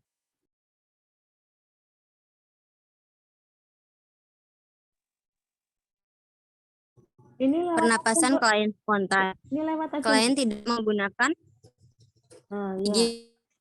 Intinya aja. Patofisiologi. Perubahan perifer. Pasien yang diamputasi seringkali mengeluhkan nyeri, menjadi sensitif terhadap getaran dan sentuhan pada saraf yang mempersarafi anggota gerak yang diamputasi atau pada anggota gerak yang tersisa yang berdekatan dengan bagian yang diamputasi. Yang kedua ada perubahan sentral atau medula spinalis, yaitu anestesi lokal pada stum atau flexus atau anestesi epidural tidak dapat menghilangkan nyeri fantom pada semua pasien yang diamputasi. Yang ketiga ada perubahan sentral, yaitu batang otak, talamus, dan korteks. Beberapa pengamatan yang dilakukan pada pasien yang diamputasi menunjukkan bahwa perubahan yang terjadi pada tingkat supraspinal merupakan hal yang perlu diperhatikan. Selanjutnya akan dibacakan oleh rekan saya, yaitu Salim.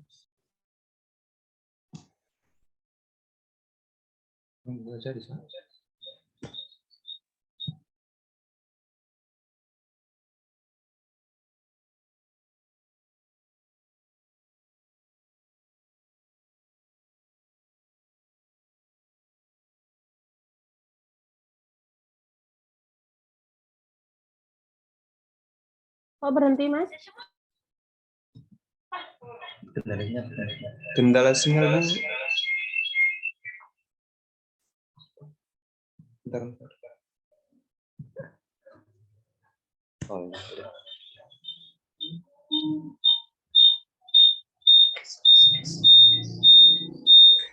Mati. Mas, ini lewat aja, Mas. Nggak usah. Ini kan sama ya. Dulu deh. Ini kan Perdarahan. Ini terkait dengan apanya nih? Oh, pada itu. Oh. Perdarahan berhubungan dengan prosedur tindakan operasi. Pada amputasi ya? Ini ya, Iya, maksudnya. iya Bu. Oh, terus pascanya apa? Oh, jatuh. Oke.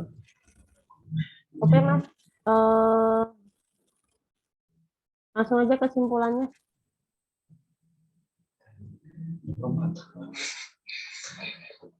Kesimpulannya, phantom limb kan diartikan sebagai sensasi di mana anggota tubuh yang telah diamputasi dirasakan pasien masih ada dan nyeri. Phantom limb pain seringkali disalahartikan dengan rasa nyeri lainnya yang terjadi di sekitar anggota tubuh yang diamputasi seperti stump pain.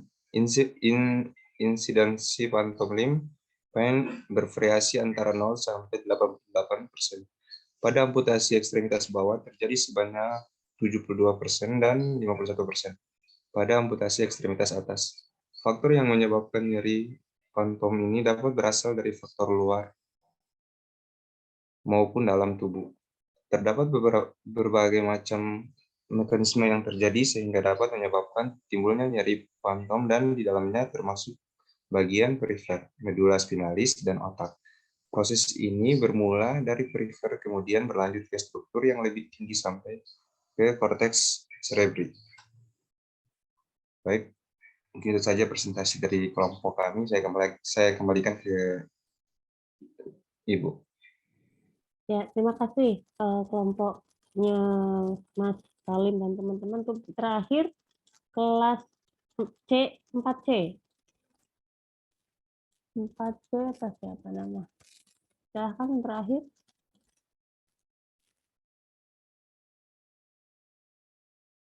Di stop share dulu.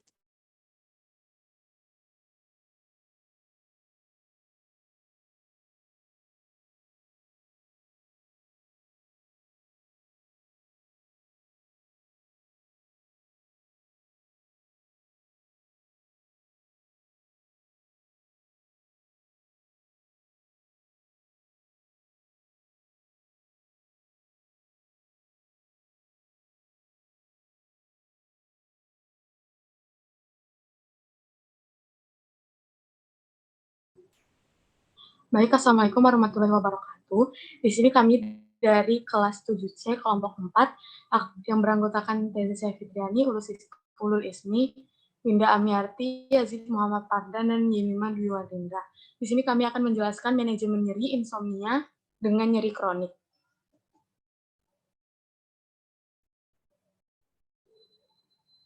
Insomnia.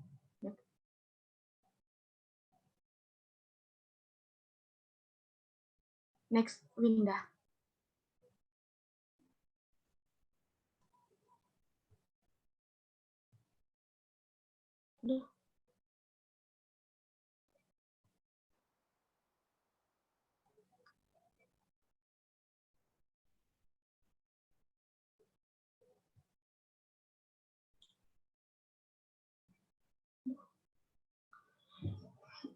Insomnia adalah terganggunya induksi tidur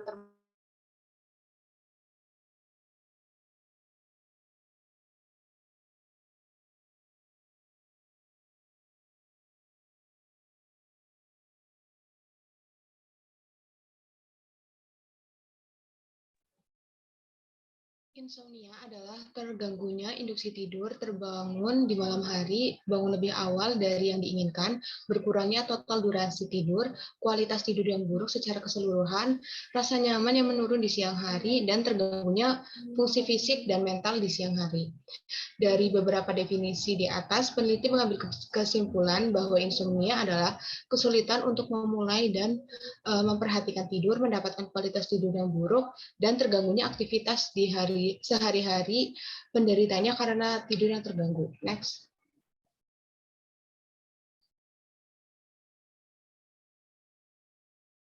Faktor-faktor yang mempengaruhi insomnia. Menurut Mubarak tahun 2007, penyebab insomnia dibagi menjadi 7 bagian.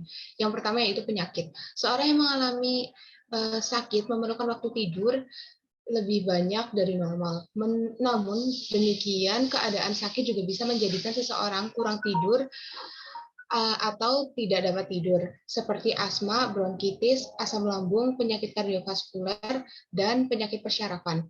Yang kedua yaitu lingkungan. Seorang yang biasa tidur di lingkungan yang tenang dan nyaman, kemudian terjadi perubahan suasana seperti gaduh, maka akan menghambat tidurnya. Yang ketiga yaitu motivasi dapat mempengaruhi tidur dan dapat menimbulkan keinginan untuk terbangun dan waspada menahan kantuk. Next. Selanjutnya akan dibacakan oleh teman saya.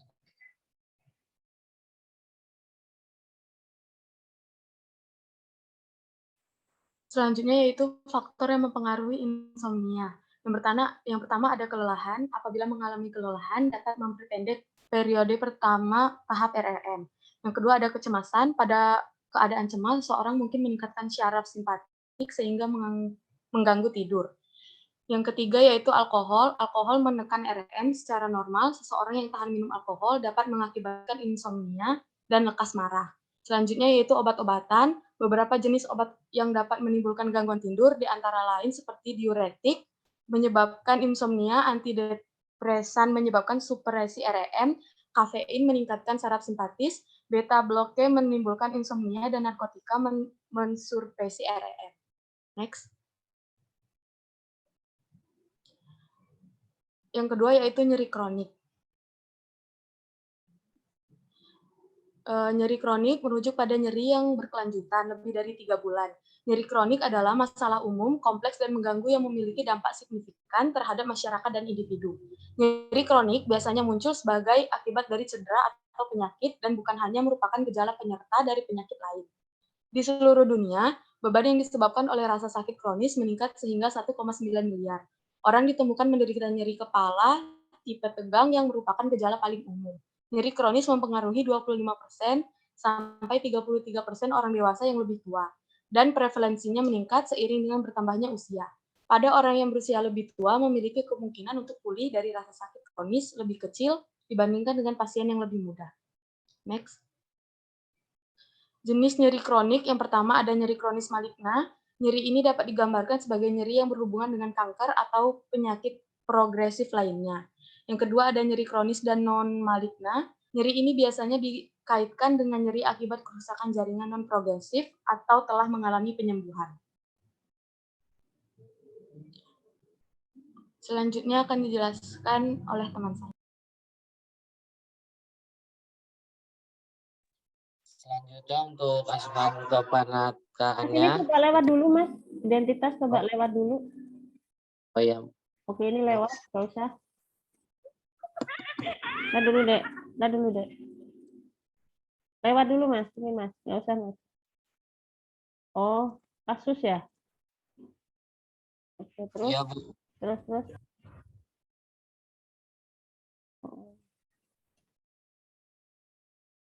Bentar dulu.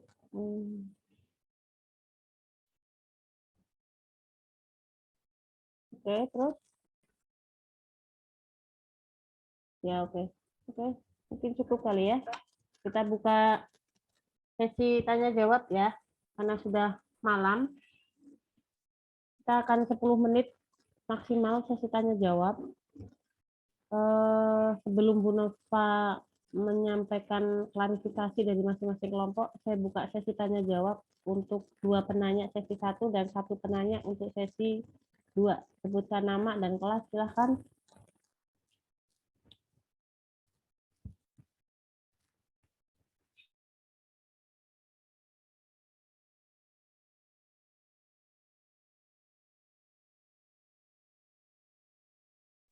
Ada yang mau ditanyakan?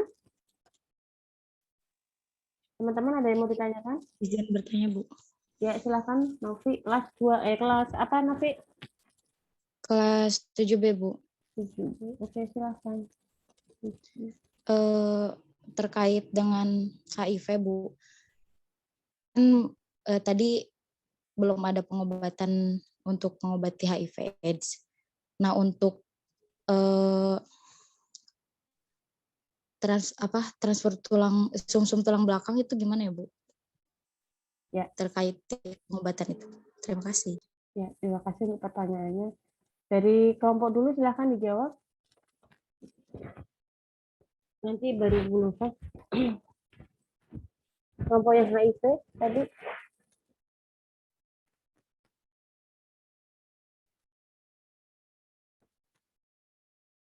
Tadi menjawab kelompok HIV.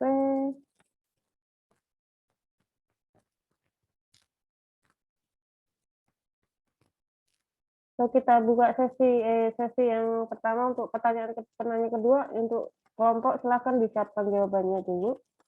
Silakan next berikutnya. Satu lagi pertanyaan. Sesi 1. Sketsa mau tanya sketsa? Enggak. Gelap sih di sini ya. Silau. Ada lagi? Enggak ada? Ya? Saya mau bertanya, ini terkait, nama saya Rizal dari kelas 7B, Bu. Oke, Rizal 7B. Tadi yang terkait materi yang sepalgia, Bu.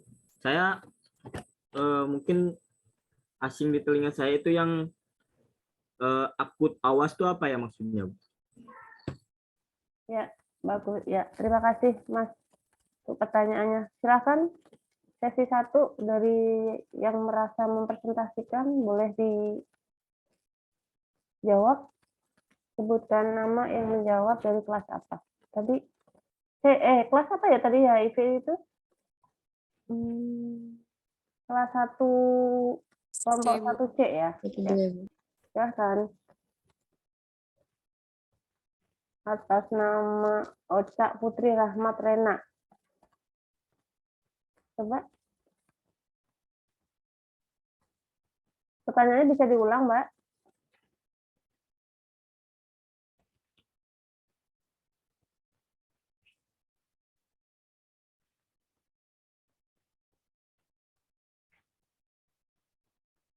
Diulang, Mbak Novi. Kelompok ada yang mau jawab? Salah nggak apa-apa, nanti Bu Nova luruskan kok. Novi, diulang pertanyaannya Mbak Novi. Terkait pengobatan transfer tulang sumsum tulang belakang. Oh, oke. Terkait dengan pengobatan transplantasi sumsum tulang belakang ya? Ya. Oke. Ada silakan kelompok.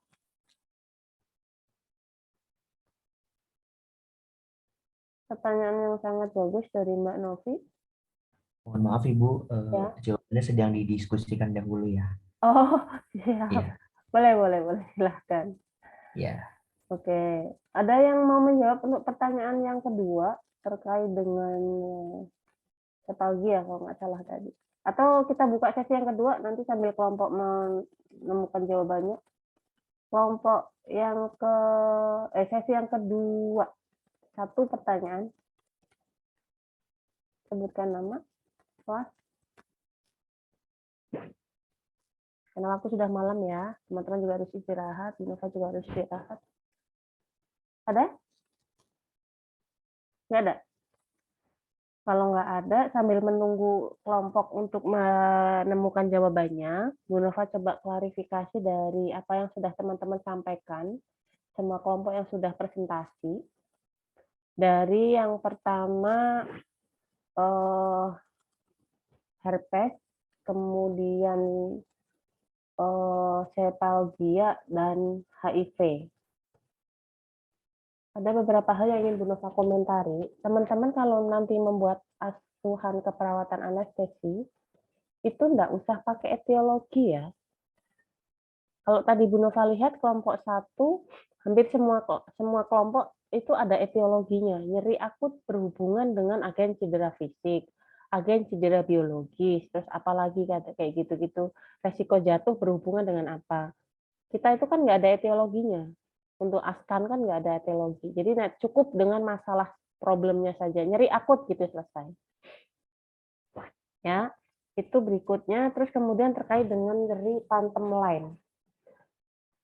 Kalau tadi kelompok itu kan membahasnya dari segi pre, intra, pasca, post pada saat amputasi ya. Tapi yang ingin Bu Nova sampaikan di sini, nyeri pantem lem itu pasien yang habis dioperasi amputasi itu dia seolah-olah itu masih bisa merasakan nyeri pada daerah yang diamputasi.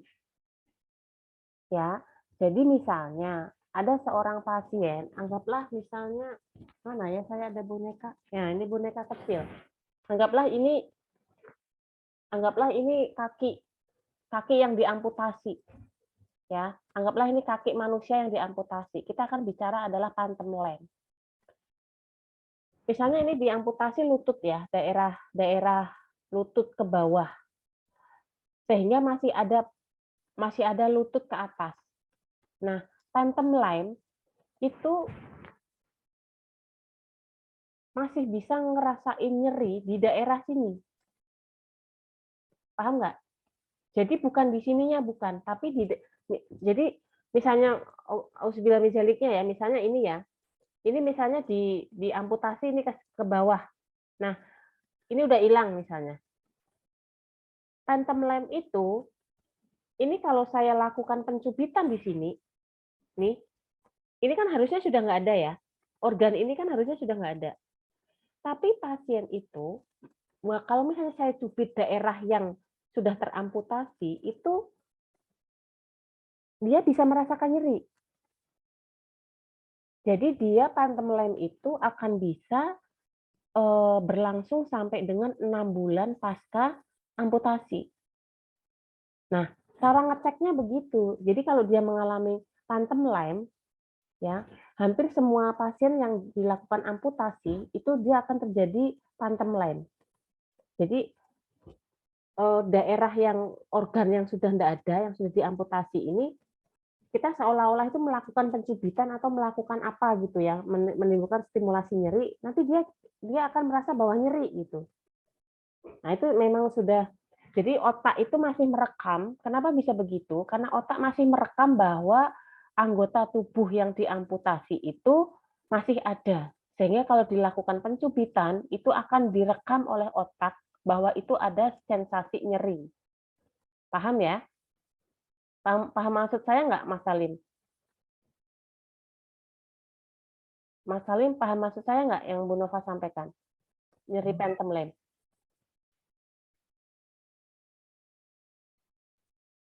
Yasid, paham nggak yang Bu Nova maksudkan, Mas Yasid? Bisa diulangi, Mbak Yuni Hartati, pantem lem itu kayak apa, Mbak? Pantem lem itu adalah sebuah kondisi ketika pasien sudah melakukan amputasi, tetapi setelah itu beliau masih tetap merasakan kayak sugesti nyerinya gitu. Pada daerah yang? Pada daerah yang sudah diamputasinya. Iya.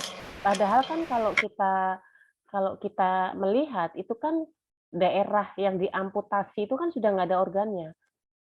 Tapi ya jadi seolah-olah kita lakukan stimulasi di daerah yang sudah diamputasi itu pasien masih merasakan ya. Jadi itu suatu hal yang fisiologis, itu nanti bisa hilang, bisa sampai 6 bulan baru bisa hilang ya. Karena kenapa? Karena otak masih merespon di situ masih ada organ. Terus kemudian berikutnya saya ingin menyampaikan terkait dengan yang diabetik neuropatik. Nyeri diabetik neuropati. Neuropati itu adalah kematian saraf akibat pasien-pasien yang DM. Pasien DM itu, jadi nanti kalau teman-teman, saya nggak tahu, teman-teman saat kemarin praktek, itu pernah menjumpai debridemen nggak? Tindakan debridemen banyak ya? Nah, Bu. Ya, itu pasiennya, pada saat kita debridemen, itu kan biasanya ada yang kita lakukan anestesi, ada yang tidak kita lakukan anestesi. Kalau debridemen yang tidak kita lakukan anestesi, kita harus kaji dulu di tempat lukanya itu misalnya kita sentuh dengan pinset, kita cubit dengan pinset, itu dia masih merasakan nyeri atau enggak? Justru kalau luka itu masih bisa merasakan nyeri, itu malah justru bagus. Saat kita cubit pakai pinset, ternyata itu kok dia tidak merasakan nyeri, itu yang sudah nanti terjadi neuropati. Neuropati adalah kematian sel saraf tepi, ya, kebas, ya, karena akibat dari kerusakan saraf ya akibat tingginya kadar glukosa, itu diabetik neuropati, ya. Kemudian HIV/AIDS tadi, HIV/AIDS itu apa ya tadi yang ingin saya komentari terkait dengan askarnya. Oh ya, tadi HIV/AIDS itu kok saya tanya, kelompok HIV/AIDS itu mengangkat nyeri akut itu kaitannya pada apa? Gitu ya. Tadi kan kalau nggak salah ada nyeri akutnya. Nah, kenapa pada pasien HIV/AIDS itu terjadi nyeri akut? Nyerinya ada di mananya gitu ya. Teman-teman mungkin bisa menjawab nanti ya kelompok. Karena dia kan terjadi imunodefisiensi ya, terjadi penurunan sistem imun. Pada pasien dengan HIV/AIDS atau orang dengan HIV/AIDS kita kenal dengan ODA, itu dia akan sangat sensitif terhadap rasa sakit. Karena imunnya sudah tersupres benar-benar ya. Insomnia, nyeri kronik. Saya tadi kok tidak melihat ada yang di kelompok nyeri kronik itu masalah kesehatannya apa ya Mbak? Nyeri akut kalau nggak salah tadi ya. Nyeri kroniknya nggak ada kayaknya. Atau Bu Nova yang agak lupa tadi ya.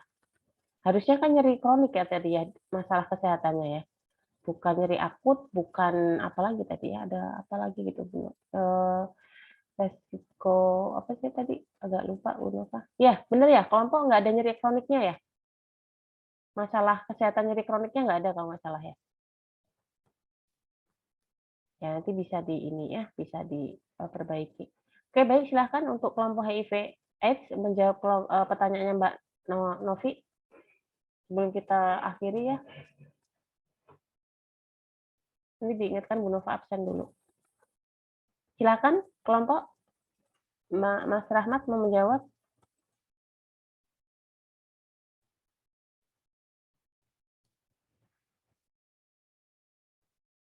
Ada? Lah, kok diem?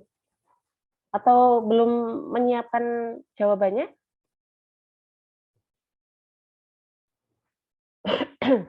Ya, udah malam.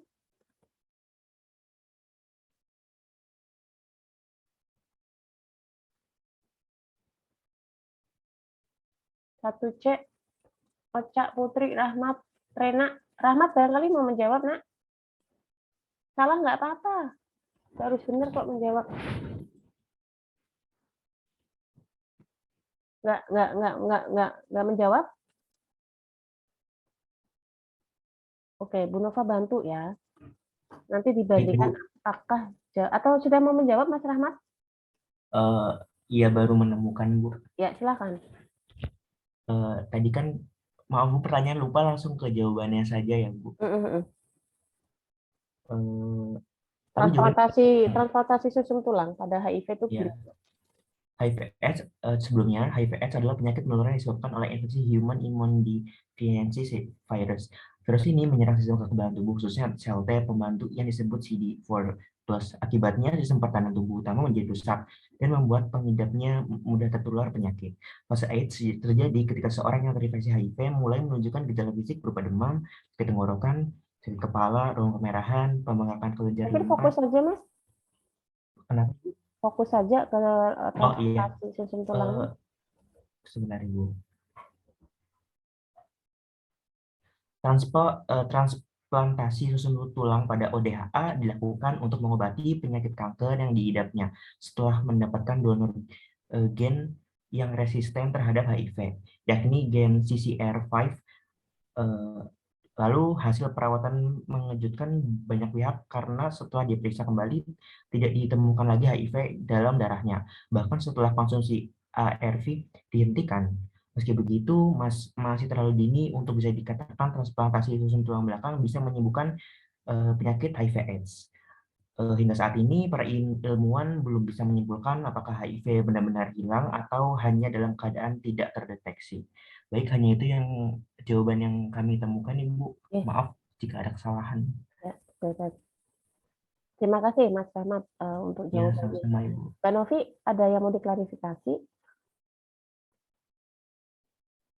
Dari jawaban Mas Rahmat, jadi intinya adalah HIV/AIDS itu kan defisiensi imun. Jadi imunnya itu benar-benar drop. Sangat-sangat di bawah.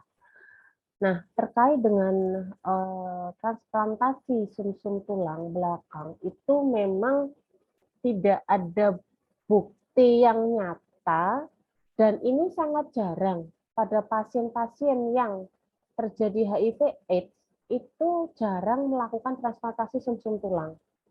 Karena kenapa? Hasilnya 50-50. 50-50-nya itu artinya adalah belum ada kajian secara ilmiah apakah dia memang berhasil atau tidak. Kenapa? Karena kan HIV/AIDS itu kan virus, human virus, ya, virus yang notabene dia menyerang sistem imun. Bayangkan sistem imunnya itu diserang sama virus, pastilah langsung dia ngedrop. Nah, kenapa dilakukan sumsum tulang? Karena pembentukan sel imun itu atau pembentukan limfosit T, ibaratnya limfosit T itu adalah tentaranya, itu kan di sumsum tulang. Ya, gitu. Paling tidak itu bisa membantu, tapi tidak bisa belum ada kajian yang membuktikan bahwa virusnya itu benar-benar hilang akibat dari transplantasi sumsum tulang. Begitu Mbak intinya, ya.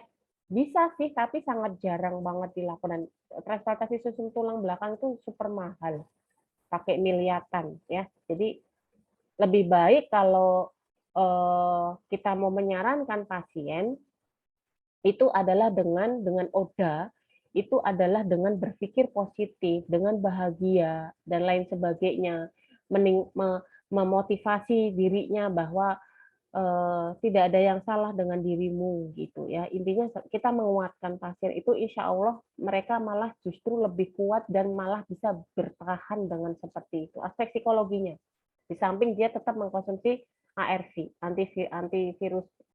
antivirus itu ya, retrovirus itu ya. Kemudian pertanyaan yang kedua, silakan. Baik, terima kasih Bu. Terima kasih juga kelompok Pertanyaan yang HIV. kedua.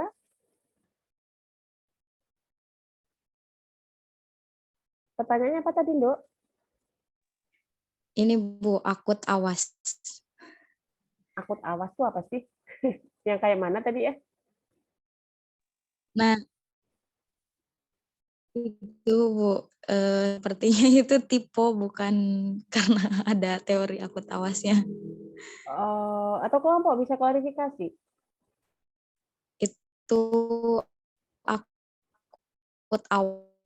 Oh, akut awal. Oh iya, baik. Berarti sudah clear ya? Jadi oke. Ya? Putus-putus suaranya. Oke, baik. Bu Nova coba absen ya.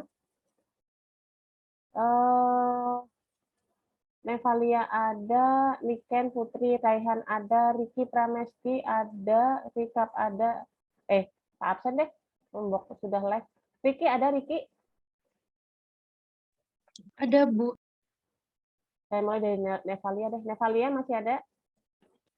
Ada, Ibu. Niken? Ada, Bu. Putri? Ada, Bu. Raihan? Raihan masih ada, Raihan? Hadir, Bu. Masih, Ibu. Oke, Rikap? Riki, sorry. Riki? Ada, Bu. Rikap? Hadir, Bu. Rizny? Rizny nggak hadir? Rizny tadi hadir, Bu, kendala sinyal. Iya, Ki Bu Nova ngabsennya.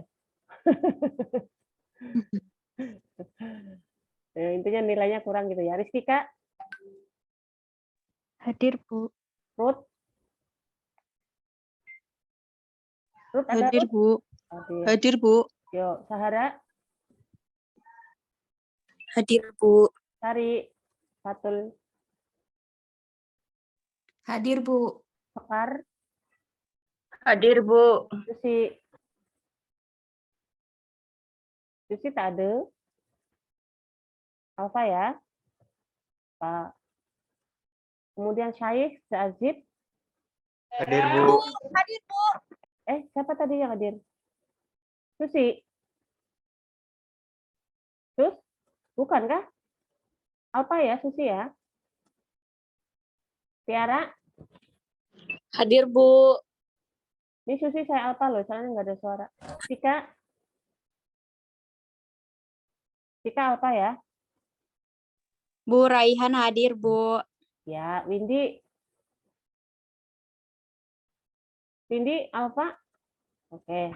Berarti kelas A yang Alfa adalah Risni, kemudian Susi, Tika, dan Windy. Kemudian berikutnya kelas B. Novi ada?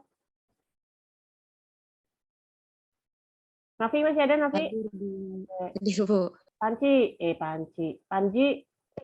Ada, Bu. Putri Regita? Alfa ya? Alfa. Raihan ada? Raihan Afif ada? Rafif? Raihan Rafif Alfa?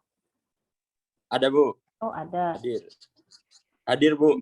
Ya. Ibu mohon maaf, Vika hadir, Bu. Sinyalnya barusan hilang. Oh, ya entar dulu. Vika hadir. Ya, Bu. Kemudian Vicky Muhammad. Alfa ya?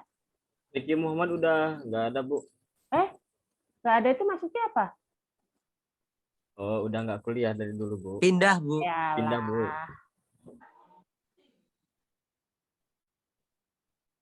Yang masih ada Riki Hidayatullah. Iya, ini belum sampai Ricky. Ricky ada Ricky. Hadir, Bu. Kemudian Rizal. Hadir, Bu, hadir. Rizka ada? Hadir, Bu. Oh. Sahda. Alfa ya? Salim ada. Salim masih ada ya, Salim? Bu. Yo, sketsa. Hadir, Bu. Sofiatul. Alfa. Maaf Bu Sofiatul, tadi ada kendala sinyal. Jadi keluar sendiri Zoom-nya. Jam berapa keluar? Nah, kurang tahu Bu jam berapanya. Sebuah pokoknya Bu Nova ngabsen orangnya ya wis. Safira. Hadir, Bu. Tasya. Hadir, Bu. Bagus. Hadir, Bu. Yufilda. Hadir, Bu. Wisnu. Hadir, Bu. Ini apa? Jadi kelas B yang Hadir. Oh, Hadir, Bu. Iya. Berarti yang alfa adalah Putri Regita, Sahda, Sofiatul. Terus kemudian Maaf Bu, tapi tadi Sofiatul ikut presentasi Bu. Tapi keluarnya jam berapa? Kan harus ikutnya full, loh. Nggak tahu sampai jam berapa. Saya tuliskan aja ya. Saya tuliskan Sofiatul keluar. Karena kalau harusnya nggak keluar Zoom, harusnya gabung lagi supaya di absensi ada. Karena mempengaruhi nilai kalau ini. Karena nilai presentasi. Terus kemudian Ocha, ada Ocha? Ada, Bu. Putri? Ada, Bu. Rahmat Rizky? Hadir, Bu. Pena? Ada, Bu. Rizky? Hadir, Bu. Wismawati? Hadir, Bu. Rizky Ardrianda? Hadir, Bu. Rodian? Hadir, Bu. Hadir. Sandi? Sandi ki Alpanah dia. Sandi sering apa? Santika? Apa? Santika Alpa. Sultan Buana? Sultan Buana apa? Teddy. Hadir, Bu.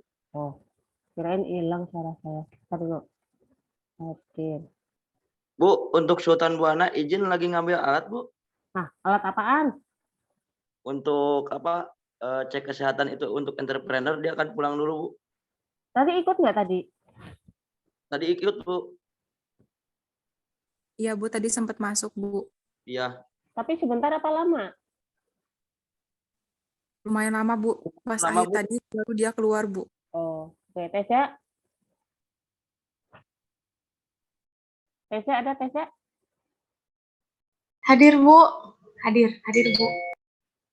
Tuh Ulul? Hadir, Bu. Pindah.